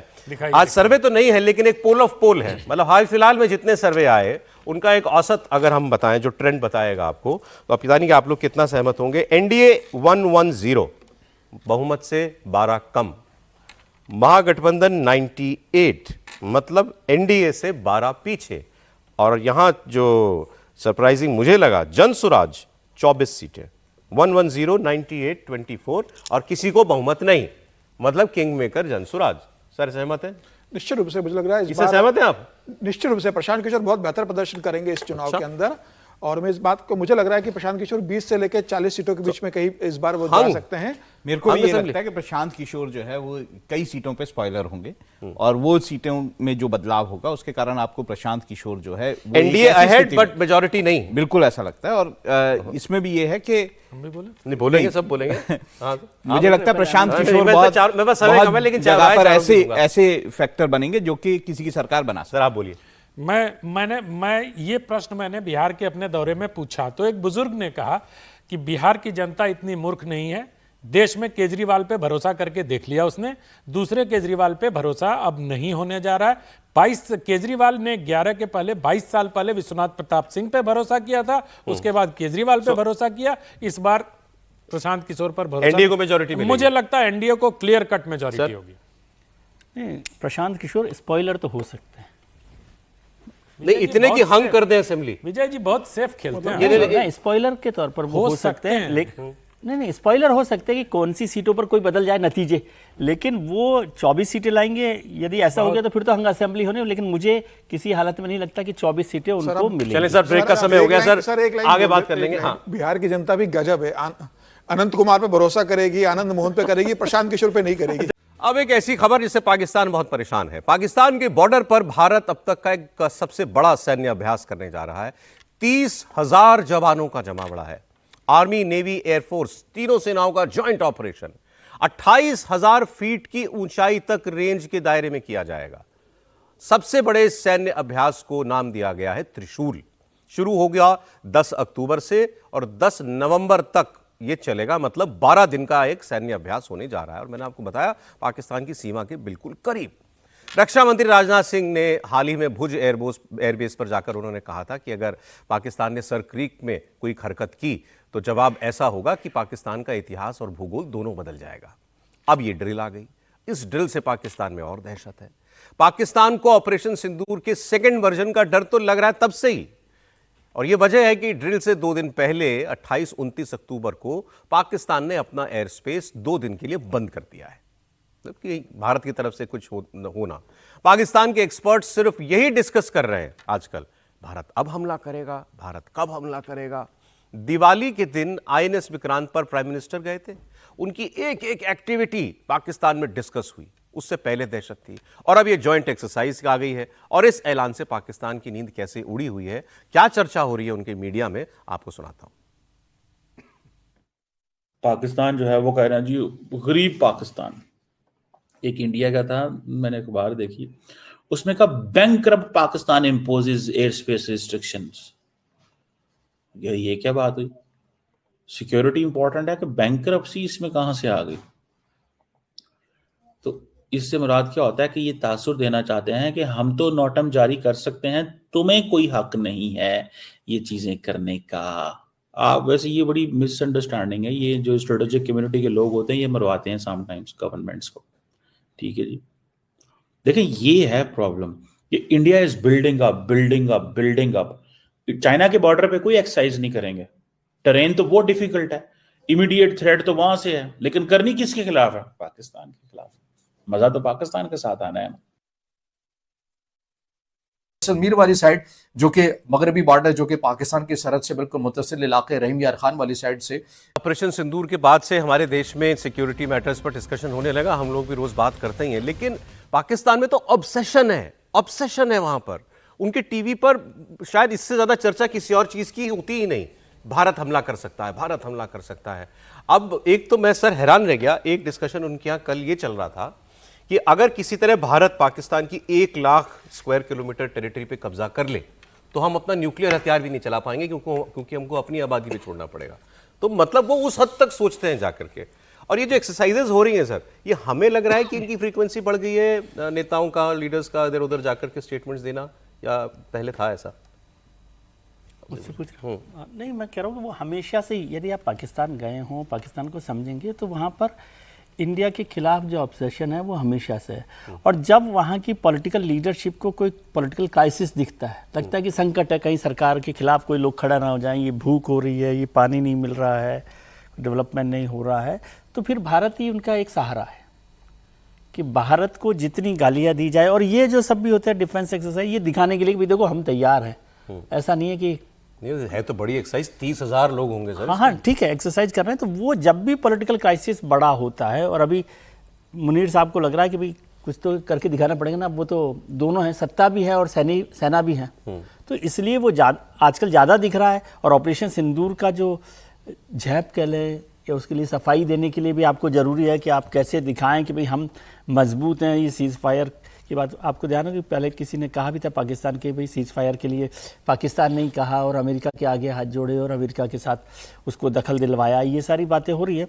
तो ऑपरेशन सिंदूर में जिस तरह से पाकिस्तान को पीछे हटना पड़ा या हार का मुंह देखना पड़ा, उसके बाद उनको लगता है कि अब इसको सफाई देने का मसला ज़रूरी है। लेकिन मुझे नहीं लगता है पाकिस्तान को ये बात तो हमेशा ही समझ में आई है कि वो कभी भी लड़ाई में, जंग में, युद्ध में भारत से नहीं जीत सकता। वो इसमें कोई सवाल ही नहीं। कल वो सीआईए ऑफिसर का भी बयान दिखा रहे थे ना, देखा ये पाकिस्तान को बुद्धि आ जानी चाहिए, हाँ। कोई फायदा नहीं है भारत से। सर क्रीक वाला मामला जो है ना, वो थोड़ा सा ज्यादा सेंसिटिव इसलिए भी है कि पाकिस्तान ने हाल ही में वहां पर अपनी जो स्ट्रेंथ है उसे बढ़ाया है। उसने 3 होवरक्राफ्ट वहां पे खरीदे हैं। होवरक्राफ्ट का आपको ये समझना चाहिए कि वो जो मार्शी इलाका है पूरा सर क्रीक का, वहां पर वही जो क्राफ्ट्स हैं वो बेहतर करते हैं, वो पानी में भी जा सकते हैं और पानी में भी जा सकते हैं और जमीन पे भी चल सकते हैं। तो उन्होंने वहां पे बढ़ाया। और दूसरा, क्योंकि भारत एक इंटीग्रेशन, तीनों सेनाओं की इंटीग्रेशन को बार बार टेस्ट कर रहा है, वो ट्राई सर्विस हम उसे बोलते हैं, ट्राई सर्विस एक्सरसाइज जो है ये एक्सरसाइज उसी लिए हो रही है। ये उसी लिए तीनों सेनाएं एक साथ काम कर सकते हैं, क्योंकि आपने अगर देखा हो ऑपरेशन सिंदूर में भी तीनों सेनाओं ने बड़ा कोऑर्डिनेशन के साथ काम किया था। तो इसीलिए ये भी कोशिश की जा रही है कि ये किया जाए। और साथ में एक मैसेज जरूर होता है इस एक्सरसाइज में जो दुश्मन देश है उसके लिए, कि आप जो है ये मत समझिए कि हम इस इलाके में आपसे जो कमतर हैं या फिर हम तैयार। और दूसरा एक, आप तब से हमने पाकिस्तान का एक्चुअली गला सा दबोच रखा, आप दबाव बनाए रखना चाहते हैं, हर वक्त उसको इस प्रेशर में रखना चाहते हैं, कुछ भी हो जाएगा। देखिए, ऑपरेशन सिंदूर के बाद लगातार जिस तरीके से प्रधानमंत्री मोदी जी का बयान आया, रक्षा मंत्री ने बयान किया, सीडीएस के बयान आए, तीनों सेना प्रमुखों के जो बयान आए, और मुझे लगता है कि इतनी बड़ी जो एक्सरसाइज हो रही है, 30,000 सैनिक अगर गुजरात में, राजस्थान के बॉर्डर पे जिस तरीके से प्रैक्टिस कर रहे हैं ना, सिर्फ पाकिस्तान को संदेश देने के लिए, पाकिस्तान को सिंदूर में बता दिया और भारत की डिफेंस ताकत कितनी है। तो मुझे लग रहा है कि ये पूरी दुनिया को भी एक संदेश देना है, खासतौर से पाकिस्तान को तो ही, चाइना को भी संदेश है कि भाई आप पाकिस्तान के पीछे कितने भी खड़े हो जाओ, भारत की ताकत हम आपको बताना चाहते हैं। और मुझे लग रहा है ये पूरे एशिया को, पूरे दुनिया को एक संदेश देने की कोशिश है। पाकिस्तान तो बहुत छोटी चीज है, और आज भारत जिस मुकाम पे पहुंचा है, क्योंकि अभी रिपोर्ट आई थी कि भारत की एयरफोर्स को चाइना से बड़े कदम दिया है, 30 पे भारत की एयरफोर्स को रखा है, चाइना की एयरफोर्स को 4थे स्टेप पे दिया है। तो चाइना ने कहा था कि भाई कागज में मत देखिए, वो भी पाकिस्तान की मीडिया में बात हुई उसकी। बिल्कुल। तो जब भारत को इतनी मिल रहा है, तो ये चाइना को भी संदेश देने की कोशिश भारत ने, मुझे लगता है, की होगी। इसलिए भी सर, क्योंकि उनकी एयरफोर्स तो सारी चाइना से भेजी हुई है। बिल्कुल, इसलिए anyway, पाकिस्तान के सर पर लेकिन युद्ध का भूत है, ये उनके बयानों में दिखाई देता है। ऑपरेशन सिंदूर में भारत से मुंह की खाई, फिर पाकिस्तान और अफगानिस्तान के बीच जब झड़प हुई तब इन्होंने तालिबान से मार खाई।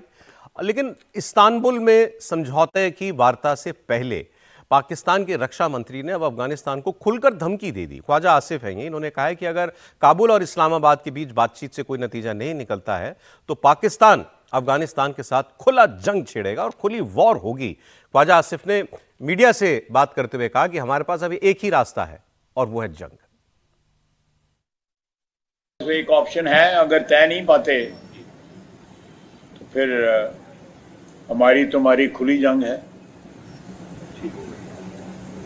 भारत की जानिब से भी प्रॉक्सी वार जो है वो जारी है, तो क्या सफारती सतह पे हमने इसमें कोई पाकिस्तान ने अपना देखें, ये भारत के साथ तो हमने एक जंग लड़ी है ना, अब वो दूसरी प्रॉक्सी जंग जो है ना वो अफगानियों के जरिए लड़े हैं।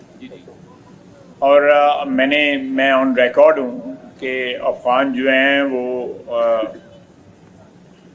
एक भारतीय प्रॉक्सी के तौर पे हमारे खिलाफ जो है कार्रवाइयाँ कर रहे हैं, लेकिन जो अगर जिनकी वो प्रॉक्सी हैं उनका जो हशर हुआ है, अल्लाह ताला के फजल करम से अल्लाह ताला तकब्बर से बचाए, किसी बड़े बोल से बचाए,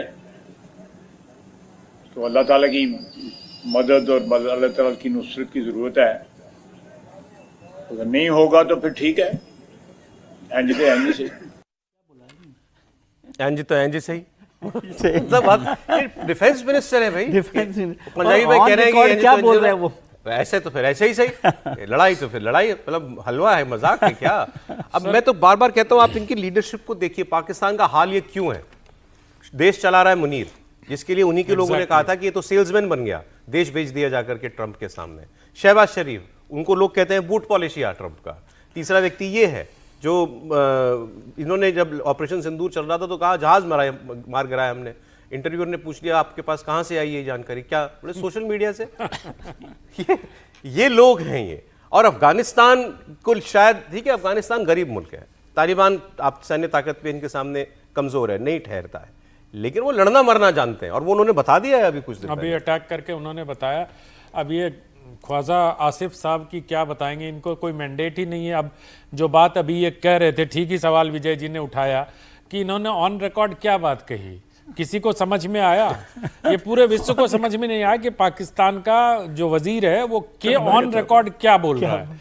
और मतलब भारत का हसर हुआ, इनको शर्म भी नहीं आती ऐसी बातें बोलते हुए। मुझे तो लगता है हसर तो ख्वाजा साहब आपका हुआ है और आपके मुल्क को पता चल गया कि भारत की हैसियत क्या है और भारत के सामने आंख उठा के देखने की जरूरत भी करने की हिमाकत मत कर देना गलती से। अगली बार 30,000 सैनिक आपके बॉर्डर के बगल में कर रहे हैं, उनको कहीं पूछना भी नहीं पड़ेगा।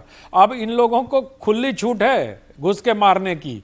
तो मैं यही कह रहा हूं कि जिस प्रकार से पाकिस्तान जियोपॉलिटिक्स में सिर्फ और सिर्फ ट्रंप बाबू के जूते चाटकर, मैं तलवे नहीं बोल रहा हूं, जूते, तलवे चाटने में तो बहुत थोड़ा एक स्टैंडर्ड होता है कि जूता खुलेगा और उसको आप चाटेंगे, लेकिन जब आप जूते चाट के, अंग्रेजी में बहुत अच्छा शब्द है उसके लिए ना, है बूट लिकिंग, तो वही तो अंग्रेजी वाले शब्द पाकिस्तानियों को बड़े अच्छे लगते हैं। हम हिंदुस्तानी हैं, हमें तो तलवे चाटना हमारे यहाँ तो शब्द है, ये जूते चाटने वाले लोग हैं। और ये ट्रंप के भरोसे पे इस तरह के बयान दे रहे हैं। अफगानिस्तान ने घुस के मारा, आपने क्या कर लिया? अगर जंग आपको छेड़नी थी और खुले जंग की चेतावनी या धमकी आप अफगानिस्तान को दे रहे हो, तो ये भी जियोपॉलिटिक्स के हिसाब से, डिप्लोमेसी के हिसाब से गलत बात कर रहे हैं। ये पूरे भागने की तैयारी में रहते हैं। इनके पास ड्यूल पासपोर्ट है। पाकिस्तान की सुप्रीम कोर्ट ने इस बात को कहा था कि आपके पास ड्यूल पासपोर्ट है। और ये जो है, जिस दिन पाकिस्तान में कुछ गड़बड़ हुई, ये भाग के पाकिस्तान से निकल जाएंगे। लेकिन सुप्रीम कोर्ट को इतना जोर नहीं देना चाहिए, तो फिर उन्हें पाकिस्तान का पासपोर्ट छोड़ देंगे वो।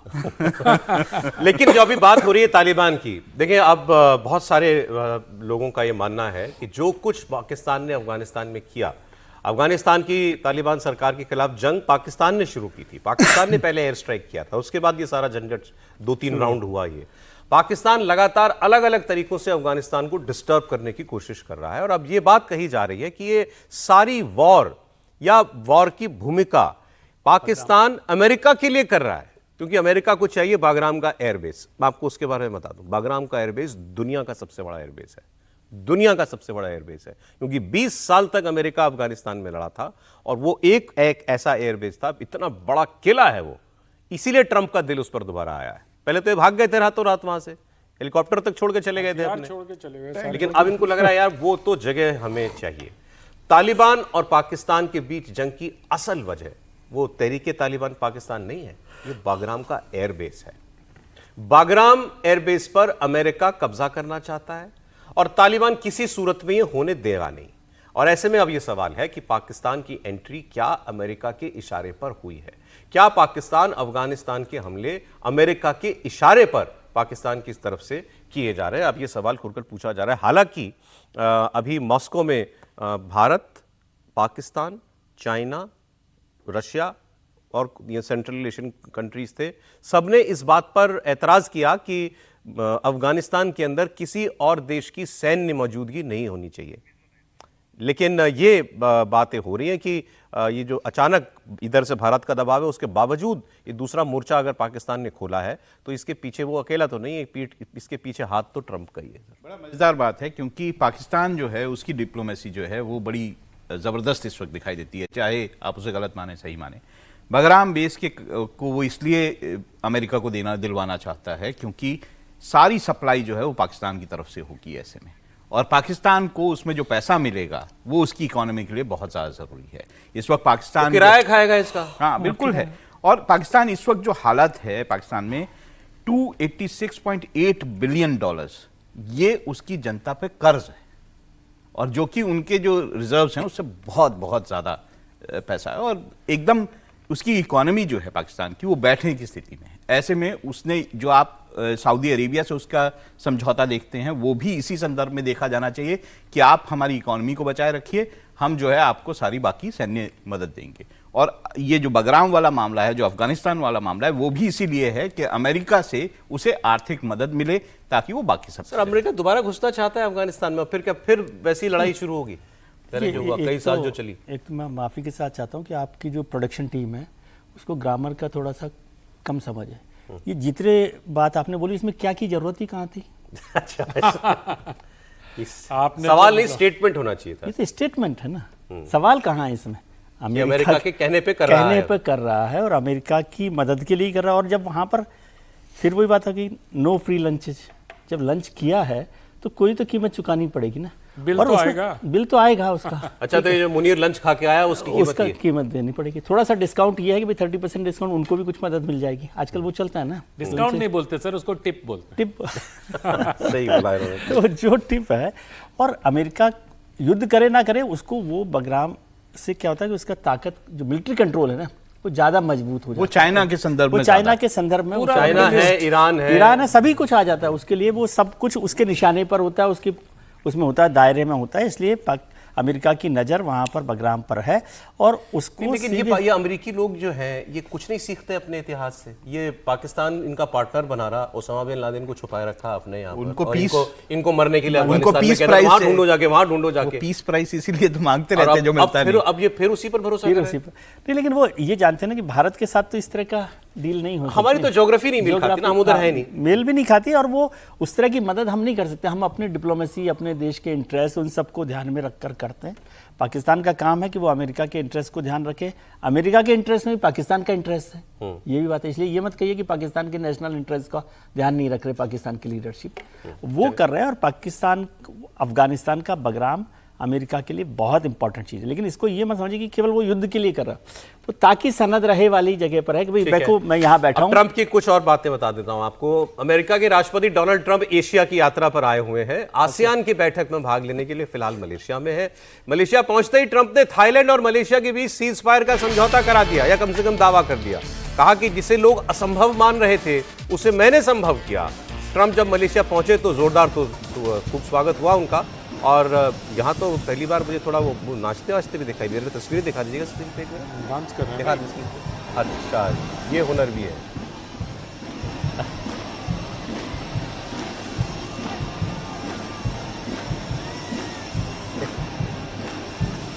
कुछ भी कहिए, इतना कलरफुल आता है, इससे पहले नहीं हुआ कोई राष्ट्रपति अमेरिका का। सीज फायर प्रेसिडेंट नहीं है, सीज फायर प्रेसिडेंट ही होगा। सुन लेते ना इस बार कौन सी जंग रुकवाई।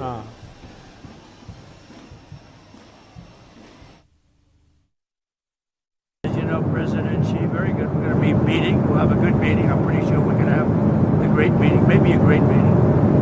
But I think we're going to do some good business. One of the things we'll talk about is the Russia-Ukraine. They're killing 7,000 people a week. soldiers, mostly soldiers, and we'll certainly be talking about that. He'd like to see that end too. ये China के बारे में बोल रहे थे क्योंकि यहाँ से फिर ये साउथ कोरिया जाएंगे, फिर साउथ कोरिया में इनकी शी जिनपिंग के साथ मीटिंग होने वाली है। लेकिन ये जो जिस कंबोडिया और थाईलैंड ना, थाईलैंड, इसके बारे में एक बार हमने प्रोग्राम में चर्चा भी की थी। ये इंटरेस्टिंग है आपके लिए जानना कि वहाँ जो झगड़े की वजह है वो एक बहुत पुराना हिंदू मंदिर है, बहुत विशाल मंदिर है, और दोनों देश उसको क्लेम करते हैं और उसी के आसपास उनकी जो है सीमा बटी हुई है और इसीलिए वहां पर झगड़ा है। ट्रम्प साहब कह रहे हैं मैंने उनका भी समझौता करा दिया, तो अभी अब से कहेंगे मैंने 9 जंगें रुकवाई। लेकिन जो बात ये शी जिनपिंग से करेंगे वो इंपॉर्टेंट। अभी अपने प्लेन में आते हुए कह रहे थे कि मुझे बहुत अच्छी मीटिंग की उम्मीद है और शी जिनपिंग अगर पीछे हट जाएं तो फिर रूस जंग नहीं लड़ सकता। मतलब अब शी जिनपिंग और ये जॉइंटली नोबेल क्लेम करेंगे। इनका ये है कि भाई चलो अकेले तो नहीं मिल पाया।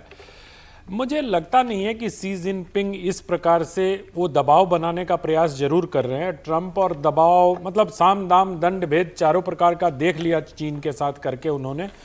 रूस के पर दबाव बनाने के लिए ये तेल वाला पॉलिटिक्स भी उन्होंने करके देख लिया, सब कुछ कर लिया। तेल पाइपलाइन जो रूस से चीन तक आती है उस पर भी बात कर ली, लेकिन लगता नहीं है कि इसमें उनको कोई सफलता मिलेगी।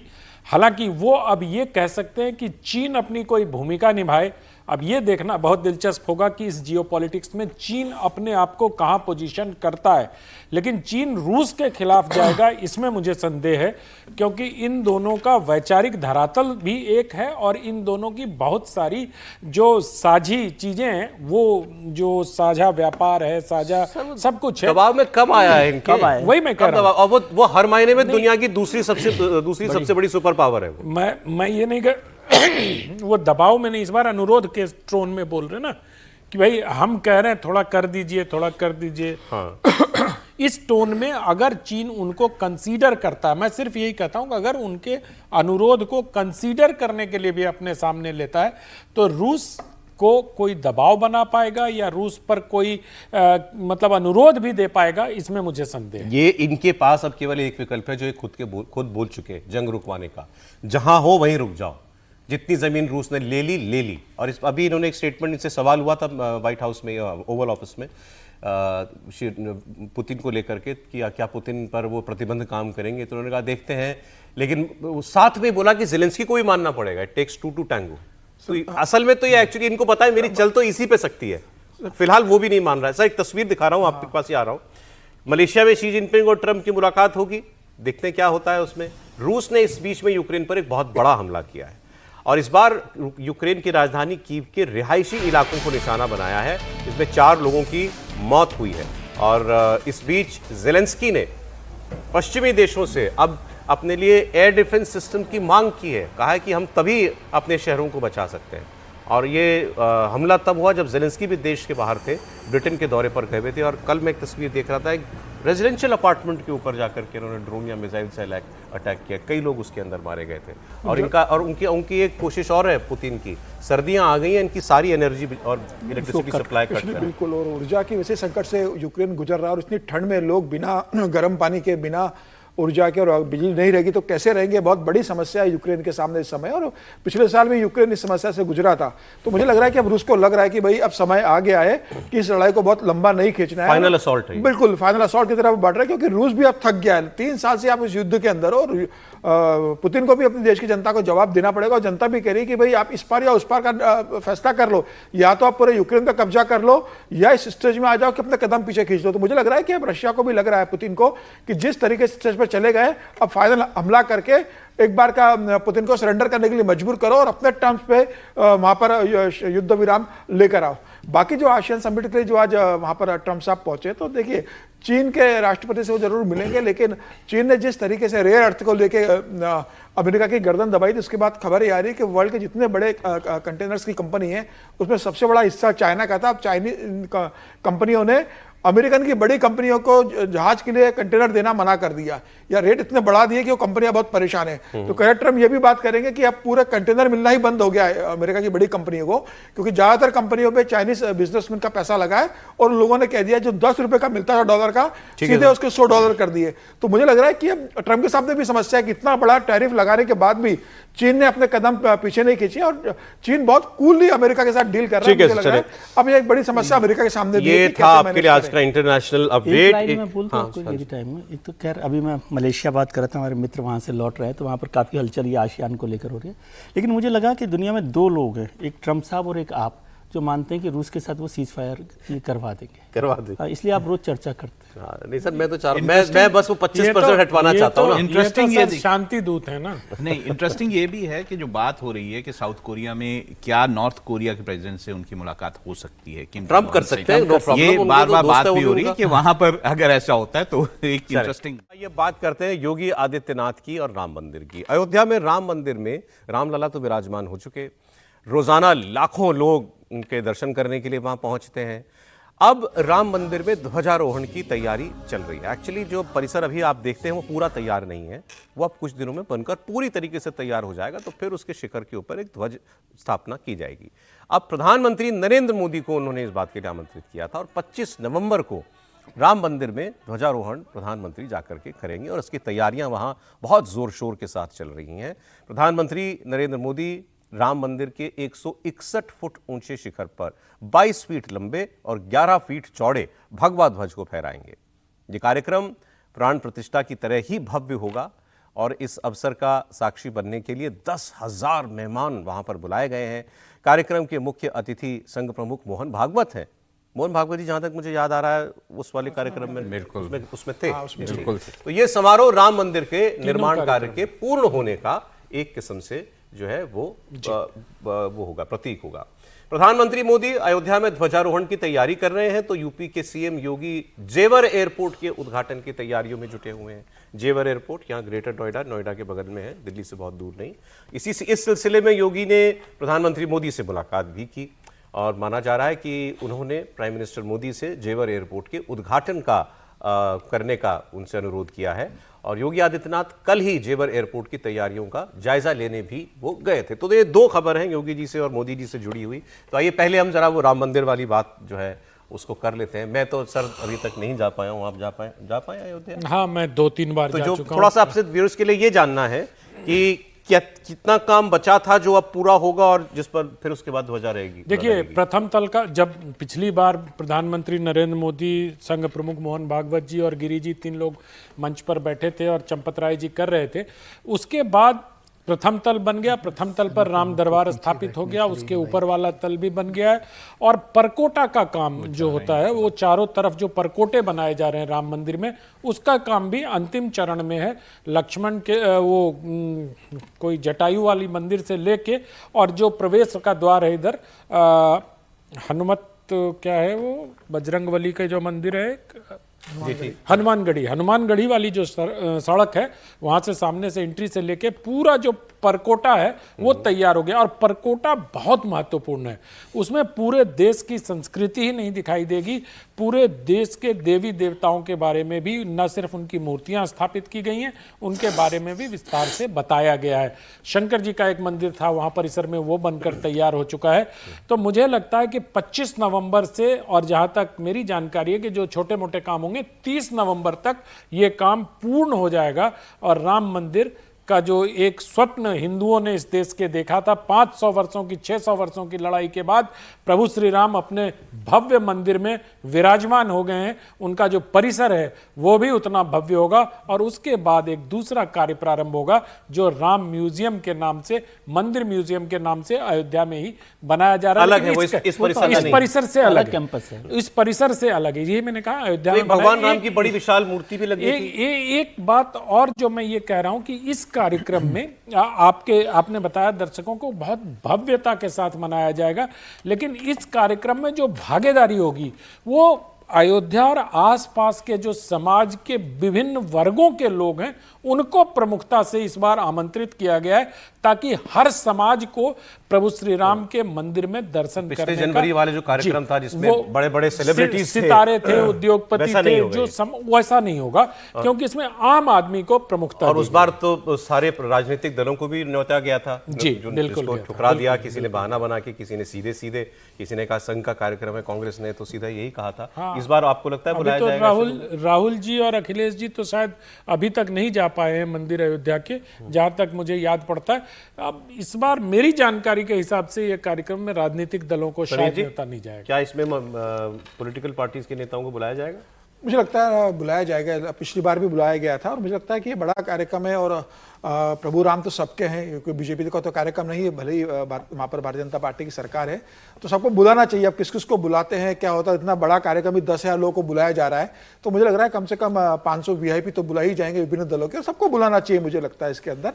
अखिलेश यादव अभी तक गए नहीं है, कि अखिलेश यादव को बुलाने पर अखिलेश यादव जाते हैं, क्योंकि अभी तो चुनाव आने वाले हैं, ज़्यादा दूर नहीं उत्तर प्रदेश के चुनाव। जिस तरीके से अखिलेश यादव का बयान लगातार आ रहा है, तो मुझे लगता है कि अखिलेश यादव फिर इस बार जाने से वो बचेंगे, क्योंकि अयोध्या में तो उनके उन्होंने कहा था मैं सब परिवार जाऊंगा, निश्चित रूप से कहा था। फिर फैजाबाद में जिस तरीके से उनके सांसद जीते और जिस तरीके से उन्होंने उस बात का मजाक उड़ाया था हिंदू वोटर्स को लेकर, तो मुझे लग रहा है कि मुश्किल है उनका या कांग्रेस के किसी नेता का जाना। देखिए खुली बातें, इसमें कुछ छुपा नहीं। बहुत बड़ा तबका है मुसलमानों में आज भी हमारे देश में जिनको लगता है हमारे साथ गलत हुआ, और वो उस मतलब राम मंदिर को वो उस प्रतीक के तौर पर देखते हैं कि हमारी मस्जिद गिरा के मंदिर बनाया गया है। हिंदुओं को भी तो इतने सालों से, 100 सालों से, मतलब कई 100 सालों से बुरा लग रहा था कि जो राम जन्मभूमि है वहाँ पर जो है अयोध्या में, जहाँ भगवान राम का जन्म हुआ, वहाँ पर मंदिर नहीं बन पाया। तो देखिए इस तरह से अगर हम देखेंगे, मैं बता रहा था मजबूरी कुछ पॉलिटिकल नेताओं की ना जा पाने की मंदिर में, वो देखिए वो पॉलिटिक्स है। अगर क्या ऐसा भी मुझे नहीं लगता कि ये लोग जो है वो ऐसा नहीं है कि वो अपने घर में पूजा नहीं करते होंगे, या अखिलेश यादव खुद भी बोलते हैं कि वो धार्मिक हैं, तो इस तरह से मुझे नहीं लगता। लेकिन हाँ, ये बात अगर आप ये बोलेंगे कि मुसलमानों को बुरा लगता है, तो मुझे लगता है कि मुसलमानों को वो जगहें छोड़ देनी चाहिए जो हिंदू धर्म की बहुत ज़्यादा आस्था वाली जगहें, और उन पे वहां पर उनको अपना जो मंदिर है या फिर जो अनुष्ठान है वो करने देना चाहिए। वैसा ही विवाद देखने को मिलेगा जो पिछले साल देखा था। मुझे कोई विवाद वहाँ पर नहीं लग रहा। एक तो बेहतर काम ये हो रहा है कि पिछली बार केवल सेलिब्रिटीज़ को बुलाया गया था और कह दिया था जो लोग आंदोलन में जुड़े हुए थे वो कोई ना आए, ऐसा कहा था। मतलब कि भाई केवल वीआईपी आए, बाकी लोग बाहर से दर्शन करें। उसमें ये बात सही हाँ, तो इसमें जो लोग आंदोलन में जुड़े हुए लोगों को बुलाया गया था और उनका एक इनक्लोजर भी बना था। बहुत कम लोग थे, चुनिंदा लोग थे, हजारों हजार लोग थे जिनको जाना था। आपका इशारा अडवाणी जी और जोशी जी की तरफ नहीं, मेरा आम जो राम भक्त और जो आंदोलन में जुड़े हुए लोग थे उनको उसमें शामिल नहीं किया गया था। तो वो नहीं है इस बार सब लोगों को। और मुझे लग रहा है कि ये सोशल पॉलिटिक्स का एक प्रोग्राम है कि वहाँ पर सोशल इंजीनियरिंग के हिसाब से सारे जाति के अलग अलग समाजों के जो लोग हैं, जिसको समझना चाहिए कि राम का जो पूरी वन यात्रा है उसमें जो लोग जिस तरह से समाज के सारे लोग शामिल थे उसको शामिल करने की कोशिश इसमें की जाएगी। और मुझे जानकारी प्रधानमंत्री जी की तरफ से उसकी परमिशन मिल गई है, प्रधानमंत्री वो जाएंगे। अच्छा, ठीक है। वो जो दूसरा प्रोग्राम है जो जेवर एयरपोर्ट वाला, उसकी हम बात लिए शायद ये उत्तर प्रदेश के सबसे महत्वाकांक्षी प्रोजेक्ट्स में से एक है, और इससे पूरे पश्चिमी उत्तर प्रदेश, बल्कि केवल पश्चिमी नहीं, ये जो बेल्ट है पूरा आपका, ये इटावा वाली हरियाणा वगैरह का भी, हरियाणा वगैरह को पूरा उसको फायदा होगा, हरियाणा को इसका फायदा होगा। जो लोग जिनको अभी दिल्ली आना पड़ता है, या एक एयरपोर्ट जो है वो यहाँ अपना हिंडन एयरपोर्ट गाजियाबाद में बन गया है वो, लेकिन ये इंटरनेशनल एयरपोर्ट बन रहा है और एशिया के सबसे बड़े टर्मिनल्स में से एक होगा ये। कई रनवे होंगे इसके अंदर, काम डिलेड चल रहा है, लेकिन ये जो अगर ये ऑपरेशनल होगा तो बहुत बड़ा प्रोजेक्ट है। बिल्कुल, और ये भी माना जा रहा है कि ये बहुत ही ज़बरदस्त या फिर बहुत ही भव्य एयरपोर्ट बनेगा। और पूरा इलाका देखिए, जैसे जैसे सैटेलाइट टाउन्स बढ़ रहे हैं दिल्ली में, जैसे नोएडा है, ग्रेटर नोएडा है, बाकी गाजियाबाद की साइड है, ये सारे लोगों को इसका फायदा होगा। यहाँ तक कि जो दिल्ली पर प्रेशर है दिल्ली एयरपोर्ट पे, वो भी कहीं ना कहीं इस पे कम होगा। तो इसलिए इसकी बहुत ज़्यादा उम्मीद है लोगों की इस एयरपोर्ट बस से शुरू हो। अब एक ऐसी खबर जिससे हम सब का सर शर्म से झुक गया, पूरे देश का, पूरे देश की बदनामी हुई। भारत में आप जानते हैं कि वर्ल्ड कप चल रहा था, इंदौर से खबर आई ऑस्ट्रेलिया की टीम की महिला क्रिकेटर्स के साथ छेड़खानी की घटना हुई। आरोपी का नाम अकील है और ये बताया जा रहा है ये बदमाश है, इसके और भी इसके ऊपर आरोप है। इसको पुलिस ने पकड़ लिया और पुलिस ने बड़ा लंबा चौड़ा ऑपरेशन चला करके इसको पकड़ा है, कैसे कैसे सीसीटीवी वगैरह से इसकी पहचान करके। तो पुलिस ने तो अपना काम ठीक किया और इसका इलाज भी किया ठीक से। देख रहे हैं आपको, लंगड़ा रहा है, इसका हाथ पैर टूटा हुआ भी दिखाई दे रहा है। जितना साबुत बचा है उतना साबुत बचने के लायक भी नहीं वैसे ये है।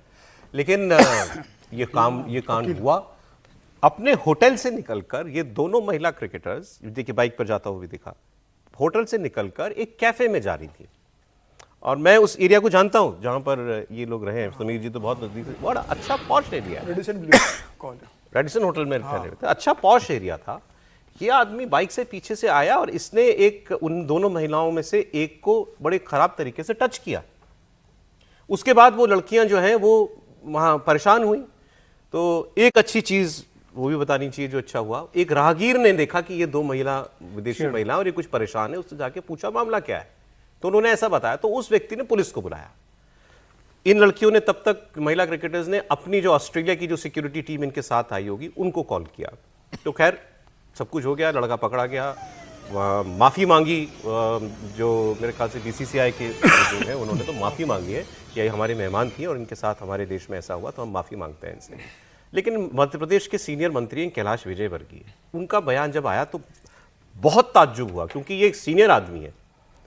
उन्होंने कहा कि इनको भी तो होटल से निकलने से पहले किसी को बताना चाहिए था ना कि हम बाहर जा रहे हैं, किसी सिक्योरिटी वाले को बताना चाहिए था, क्योंकि लोगों में क्रिकेटर्स को लेकर क्रेज होता है। सभी खिलाड़ी हो कहीं पर भी जाता है, जैसे हम लोग भी बाहर जाते हैं तो कम से कम एक लोकल आदमी को तो बताते ही हैं। खिलाड़ियों को भी इससे मेरा ख्याल है कि ध्यान में आएगा कि अब भविष्य में हम कभी भी अपना स्थान छोड़ें तो हमारी सिक्योरिटी या लोकल एडमिनिस्ट्रेशन को बता के निकलें, क्योंकि क्रिकेट खिलाड़ी का बड़ा क्रेज़ है और क्रिकेट खेल ऐसा खेल है जैसे जो इंग्लैंड के अंदर फुटबॉल खिलाड़ियों का, मैंने फुटबॉल खिलाड़ियों के कपड़े फटते हुए देखे। खिलाड़ियों को भी अपनी लोकप्रियता का एहसास नहीं होता। खिलाड़ी बहुत लोकप्रिय होते हैं, इसलिए वो भी ध्यान रखें जब भी कभी घूमने जाएं। ये घटना हो गई, ये सबके सबक के लिए, हमारे सबक के लिए भी है और खिलाड़ियों को सबक के लिए। पहले तो ये बात बिल्कुल गलत, समीर जी मुझे भी कह रहे थे, बिल्कुल ठीक। महिला क्रिकेटर्स को, ऑस्ट्रेलिया के महिला क्रिकेटर्स को कौन पहचानता है सड़क पर? हमारे देश की महिला टीम को बहुत कम लोग पहचानते हैं। अगर आप, मैं वैसे कह रहा हूँ, सड़क पर आम आदमी से अगर आप पूछे तो ये तो कोई बात नहीं हुई कि वो क्रेज था उनका, इसीलिए। क्रेज भी होता तो कोई किसी के साथ छेड़खानी करेगा क्या? शुद्ध रूप से बदमाशी थी ये। अब इन्होंने तो कहा, खिलाड़ियों को नसीहत दी कि बता के निकलना चाहिए था। एक दूसरे विधायक हैं बीजेपी के, रामेश्वर शर्मा, वो इसमें धर्म का कलर ले आए। उन्होंने कहा कि ये मुस्लिम धर्म के लोग देश की छवि को खराब कर रहे हैं। इसका नाम मैंने आपको बताया था ना, अकील। किस वजह से? तथा कथित इस्लामिक चाहने वाले लोगों को भी आग्रह किया है कि कम से कम ये छवि मत बिगाड़ो यार इस देश की। जब कोरोना होता है तो इंदौर में जब हमारे डॉक्टर वैक्सीन लगाने जाते हैं तो उन पर थूकने का काम करते हो, तब तुम्हारी ठुकाई कुटाई होती है। अभी हाल ही में उत्तर प्रदेश में मुसलमान की ही लड़की 13 साल की, उसके साथ एक मौलवी बदतमीजी कर रहा है। आखिर क्या चाहते हो, क्या है? अरे भारत तो बेटियों की सुरक्षा के लिए जाना जाता है। इसमें यह नहीं देखा जाता कि बेटी हिंदू है, मुसलमान की है, ऑस्ट्रेलिया की है कि इंग्लैंड की है या भारत की है। बेटी है और अगर हिंदुस्तान में आई है तो बेटी की सुरक्षा की गारंटी भारत देता आया है। एक से बढ़कर एक। समीर जी, दोनों बयान निंदनीय है मुझे लगता है। कैलाश जी ने भी जो कहा और रामेश्वर शर्मा ने कहा, दोनों बयान निंदनीय है। देखिए, इंदौर तो स्वच्छता में नंबर 1 शहर रहा है, बहुत साफ सुथरा शहर है और हमेशा प्रथम आता है स्वच्छता में।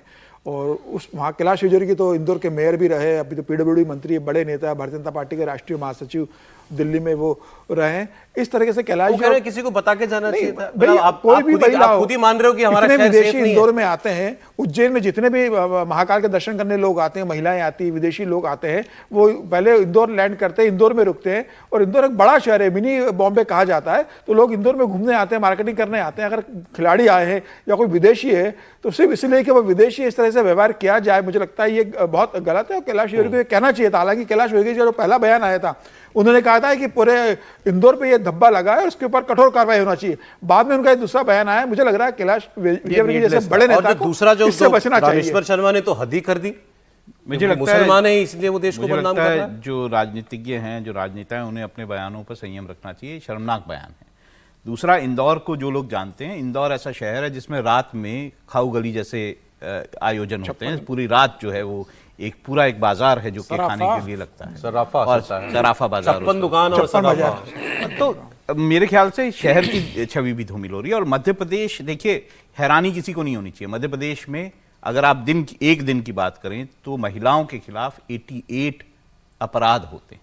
मध्य प्रदेश उन जो राज्यों में से है जो टोटल अगर आप 5-6 राज्य मानेंगे तो उनमें से महिलाओं के खिलाफ अपराध में सबसे आगे आता है। अच्छा, हम कह रहे हैं कि चलो आप क्राइम दुनिया में हर जगह, हमारे देश में भी है, लेकिन उसको आप जस्टिफाई नहीं कर सकते। मैं इसीलिए बोल रहा हूँ कि इनको अपनी छवि की जो चिंता हो रही है ना, वो पहले मध्य प्रदेश की छवि राजा रघुवंशी का केस तो यही हुआ था, सोनम वाला केस। और ऐसे में आप विदेशी मेहमानों के साथ ऐसा करेंगे तो मध्य प्रदेश कहाँ जाएगा? कि कैलाश विजयवर्गीय एक राष्ट्रीय पार्टी को की नुमाइंदगी भी करते हैं और मध्य प्रदेश के मंत्री भी हैं, उनको तो तत्काल इस बयान के लिए केंद्रीय नेतृत्व से डांट पड़नी चाहिए। इस प्रकार का बयान, नरोत्तम मिश्रा भी इसी प्रकार के बयान दिया करते थे। प्रधानमंत्री ने एक बार राष्ट्रीय कार्यकारिणी की बैठक में कहा कि जो लोग बयान देते हैं उनको सतर्क हो जाना चाहिए। नरोत्तम मिश्रा जी कहाँ हैं? कोई बयान सुना है क्या? मुझे लगता है केंद्रीय नेतृत्व के स्तर पर इसको टैकल करना चाहिए और कैलाश जी की ठीक से मतलब उनको समझाना चाहिए कि कैलाश जी इस प्रकार का बयान देना बिल्कुल अवांछित है। दो खबरें और आपको मैं बता दूं पॉलिटिक्स से जुड़ी हुई। कर्नाटक की सियासत में इन दिनों बहुत हलचल है क्योंकि मुख्यमंत्री सिद्धरमैया का मंत्रिमंडल जो है उसका विस्तार होने की संभावना है और ये बात उन्होंने खुद कही है। मुख्यमंत्री ने हाल ही में कहा था कि बिहार विधानसभा चुनाव के बाद मंत्रिमंडल में बदलाव हो सकता है, जिसके लिए वो पार्टी आलाकमान से चर्चा करेंगे। कर्नाटक का मंत्रिमंडल विस्तार, बिहार का चुनाव, क्या कनेक्शन है ये भी समझेंगे। और सिद्धरमैया 16 नवंबर को दिल्ली भी आएंगे और खबर है कि नवंबर के बाद मंत्रिमंडल में फेरबदल होगा। अब सवाल है कि केवल मंत्री बदलेंगे या मुख्यमंत्री भी बदलेगा, क्योंकि इनके 2.5 साल अभी नवंबर में पूरे हो रहे हैं। सर अभी इन्होंने कहा केवल मंत्रिमंडल, सारा झगड़ा तो वही हो रहा है, मंत्रिमंडल का विस्तार। मुख्यमंत्री बदल जाएगा तो अपने आप मंत्रिमंडल बदल जाएगा, उसमें कुछ है नहीं। लेकिन अभी जो कांग्रेस लीडरशिप है वो तय नहीं कर पा रही कि सिद्धरमैया को हटाकर जो जातीय इक्वेशन है उसको क्या डिस्टर्ब किया जा सकता है या नहीं किया जा सकता, और डीके शिव कुमार की जो ताकत है उसको कैसे नज़रअंदाज किया जाए, और फिर जो प्रॉमिस उनके साथ किया है। लेकिन कांग्रेस की जो लीडरशिप है इसमें बहुत अनुभवी है, वो बिना मामलों को सुलझाए राजस्थान में भी चला सकती है। जब बिना सुलझाए चला सकती है चलाया था ना, आप नाराज हो रहे हैं इस बात से? ठीक बात। छत्तीसगढ़ में भी उन्होंने ऐसे चलाया वहां पर, तो यहाँ पर भी बयान से भी ज्यादा यहाँ पर भी वो चला सकते हैं। जो बयान दिया कि सिद्धरमैया को हटाने की ताकत मुझे अभी नहीं लग रही कि लीडरशिप के पास है, जबकि वहां पर 4 गुट बने हुए हैं, परमेश्वर का, सिद्धरमैया का, शिव कुमार का और खरगे साहब का। इनको नहीं छू सकती अभी। अब इनमें से मुझे नहीं लगता कि बहुत। बिहार इलेक्शन का क्या मतलब है इससे? बिहार इलेक्शन को तो मैं नहीं समझता कि किस तरह से, और अब जब 16 नवंबर के बाद करेंगे तब तक तो चुनाव नतीजे बदल जाएंगे कि क्या होगा क्या नहीं होगा। लेकिन अभी सिद्धरमैया इतने ताकतवर लीडर हैं कि उनके आगे कांग्रेस लीडरशिप फिलहाल कुछ नहीं कर सकती। जब खरगे साहब की भी हिम्मत नहीं हो रही, खरगे साहब पहले बहुत सोच रहे थे, फिर अब वो सुशील प्रियांकी बने रहे बेटे उनके मंत्रिमंडल में, तो वहाँ पर ठीक है। वैसे बड़ी अजीब अजीब खबरें आ रही हैं कर्नाटक से भी। पीछे एक खबर आई थी कि इन्होंने अजीम प्रेम जी से कहा कि आपके कैंपस के थ्रू मुझे सड़क निकालने दीजिए, लोगों को वहां से आने जाने में आसानी होगी, ट्रैफिक कम होगा। अब वो किरण मजूमदार शॉ जो है उन्होंने सीएम डिप्टी सीएम से कहा कि हाँ 20 सड़कें बनवाने का, उन्होंने कहा कि मैं बनवा देती हूँ। सब कर्नाटक यार इतना प्रोग्रेसिव स्टेट है। ये जो स्पेकुलेशन वहां बढ़ी है ना कि सीएम चेंज कर सकता है, इनमें सिद्धरमैया के बेटे का भी बहुत बड़ा रोल है। उन्होंने जो बयान दिए कि 2028 में यतीन जो है कि वो लड़ेंगे, मेरे पिता जो है चुनाव नहीं लड़ेंगे। उसके बाद ये भी बात हुई कि भाई उन्होंने इस तरह के भी बयान दिए जिसमें उन्होंने कहा ये फाइनल फेज है उनके करियर का। तो बहुत सारी बातें वहां पे हो रही है जिसके कारण जो है ये स्पेकुलेशन बढ़ा है। चीफ मिनिस्टर्स का फाइनल फेज चल रहा है क्या? कौन जैसे बिहार से आपने कनेक्शन जोड़ा? हाँ, मैंने नहीं जोड़ा, ये वहाँ खबर में था कि बिहार इलेक्शन के बाद फिर बदल लीडरशिप बिजी है उनकी। राहुल जी अभी बिजी है ना बिहार में, इसीलिए उन्होंने कहा। अच्छा, कहाँ बिजी है? मैंने 55 दिन बिहार में 55 साल अविनाश पांडे जी का नहीं सुना था? मजेदार बयान आया सर सिद्धरमैया का। सबसे पहले अविनाश पांडे जी का बयान आपने ठीक से आप नहीं सुना। दूसरे और चीफ मिनिस्टर का नाम लो। बिहार पे रुक गए आप, आपने कहा बहुत लोगों का फाइनल फेज चल रहा है। फाइनल फेज को थोड़ा और इलेबोरेट करिए सर, बोल दीजिए। बोल दीजिए सर विजय जी। मेरे को जो याद आया वो मैंने बोल दिया। नहीं और आप ज्यादा जानकार है, थोड़ा दिमाग पर जोर डालेंगे तो और नाम याद आ जाएंगे आपको। नहीं, मुझे लगता है कि सिद्धरमैया और डीके शिव कुमार, मैं फिर वहीं आता हूं, ये झगड़ा कांग्रेस नेतृत्व के शीर्ष का है। सीपी ऑफिस जिसको पहले सोनिया जी लीड करती थी, और आरजी ऑफिस, एसजी और आरजी ऑफिस का झगड़ा है। ये दोनों एक दूसरे को लड़ाते रहेंगे, किसी भी दिन आप देखिएगा ये बदलाव हो जाएगा। और उनके बेटे की जहां तक आप बात कर रहे हैं, मैं उसको दूसरे नजर से देखता हूं। मैं वो मूव को प्रीइम्प्ट करने के लिए वो बयान दे रहा है कि भाई अभी कोई ना कहे इनसे जाने के लिए, ताकि भाई अभी रोके रखिए, अभी 3 दिन की बात है। थोड़ा सा कितने गंभीर है मतलब कैबिनेट विस्तार के लिए उनसे पूछा गया कि आप कब जाने वाले, तो बोले मैं 16 नवंबर को जाऊंगा। 16 नवंबर को कपिल सिब्बल की लिखी किताब का विमोचन करना है मुझे, तो उस किताब के लिए मैं जाऊंगा, तब बात करूंगा विस्तार को लेके क्या करना है। मतलब उनका आने का जो पर्पस है वो कपिल सिब्बल की किताब का विमोचन है, तब वो मिलेंगे। और बड़े लोग आते हैं तो 2-4 काम निपटा के जाते उन्होंने कहा कि आप तो महाराष्ट्र का बताओ सर, झगड़ा क्या है, झगड़ा है या कुछ और है? महाराष्ट्र के डिप्टी सीएम आए हुए थे दिल्ली में। एकनाथ शिंदे की कल प्राइम मिनिस्टर मोदी से मुलाकात हुई और इस मुलाकात के बाद मीडिया से बात करते हुए उन्होंने कहा कि हम बिहार जीतेंगे, एनडीए मिलकर बिहार में चुनाव लड़ रहा है। अब वो भी बिहार की बात कर रहे हैं और महाराष्ट्र में मौजूद बिहार के लोगों से हमारा संपर्क जारी है और बिहार जिताने के लिए सभी लोग काम पर लगे हुए हैं।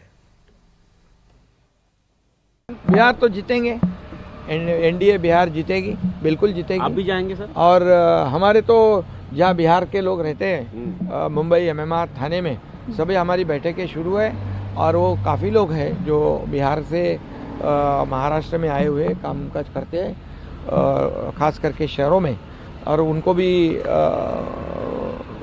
सब काम पर लग गए। तो एक्चुअली खबर जो नेता बाहर निकल के बोले वो तो बिल्कुल भी नहीं होती, जो होती है वो समीर जी बताएंगे आपको। क्यों आए थे मिलने ये? वैसे उन्होंने कहा कि मैं दिवाली के लिए प्रधानमंत्री से मिलने आया था, लेकिन 1 घंटा के करीब प्रधानमंत्री जी के पास वो बैठे थे। दिवाली की और 2-3 चीजें बहुत महत्वपूर्ण बात हुई। एक तो सबसे बड़ी बात यह है कि अभी नगर निगम के चुनाव आने, नगर निकाय चुनाव अभी अगले 2 महीने में होने वाले महाराष्ट्र के अंदर, और जिस तरीके से बयान महाराष्ट्र के भारतीय जनता पार्टी के नेताओं को आया था कि भाई बीएमसी में हमें किसी से गठबंधन की जरूरत नहीं, बीएमसी हुआ, थाने म्युनिसिपल कॉर्पोरेशन हुआ, यहां पर हम किसी से गठबंधन नहीं करेंगे। अगर एकनाथ शिंदे को लगता है तो ठाणे में भी वो बीजेपी से गठबंधन ना करे, अपने अकेले दम पर लड़ सकते हैं। वो बयान एक था कि वो चाहते होंगे कि भाई पार्टी स्पष्ट करे कि क्या गठबंधन में वो रहेंगे या अलग। ये ठाणे अकेला लड़ना चाहते हैं। इन्होंने कहा ठाणे में अकेले लड़ने की स्थिति में, लेकिन बेसिकली बीजेपी का जो संगठन है मुंबई का, वो चाहता है कि भाई बीएमसी में जो 217 सीटें, वो हमारा संगठन मजबूत है, वहां एकनाथ शिंदे की बहुत भूमिका नहीं है, वहां जो भी हमारी लड़ाई होगी वो उद्धव से होगी, तो हम वहां अकेले लड़ेंगे, हमें वहां देने की जरूरत नहीं है। मुंबई बीजेपी अकेले लड़ना चाहती है, ठाणे लड़ना चाहते हैं। दूसरी बड़ी बात है कि अभी देवेंद्र फडणवीस का बयान आया था कि भाई 2029 तक कोई वैकेंसी नहीं है, न नेतृत्व में परिवर्तन होने वाला है, न सहयोगी दलों से कोई परिवर्तन होने वाला है। मतलब उन्होंने बहुत स्पष्ट कर दिया कि दिल्ली मेरे लिए अभी दूर है, 2029 तक मैं महाराष्ट्र का मुख्यमंत्री हूं, तो उसके बाद भी चर्चा तो उम्मीद इनको भी नहीं होगी कि अब इनके लिए वैकेंसी बने। लेकिन एक बात है सर, ये गृह मंत्री के लिए जिस तरीके से प्रेशर डाल रहे हैं लगातार गृह मंत्री के लिए, तो अभी मंत्रिमंडल का विस्तार होने वाला है। देवेंद्र फडणवीस ने कहा है। देखिए एक बात है, देश में एनडीए की जितनी भी सरकारें हों, मुझे तो कोई और उप मुख्यमंत्री याद नहीं आता जिसकी डायरेक्ट एक्सेस प्राइम मिनिस्टर से हो, और ये जब आते हैं इनकी मुलाकात या तो प्रधानमंत्री से होती है, गृहमंत्री से होती है, इसमें कोई इंपॉर्टेंस पूरी मिलती है। उन्होंने भाई महाराष्ट्र के अंदर जो किया कि शिवसेना को तोड़कर लेकर आए, और हालांकि भारतीय जनता पार्टी ने भी उनका मान रखा, भाई आप 40 विधायक लेकर आए थे और आपको सीधे मुख्यमंत्री भारतीय जनता पार्टी ने बना दिया, एक बड़ा पद आपको दिया और सहयोगी के रूप में आपको सम्मान दिया। मंत्रिमंडल विस्तार में चाह रहे हैं कि आप जो नहीं, जो पिछले साल आपने नहीं दिया, अब वो मुझे दे दीजिए। भारतीय जनता पार्टी तो 43 पे भी बनाती है मुख्यमंत्री, ऐसा क्या मान दे दिया? 40 पे बना दिया। अच्छा 40, बहुत बड़ा दिल है। चलिए आज इतना ही।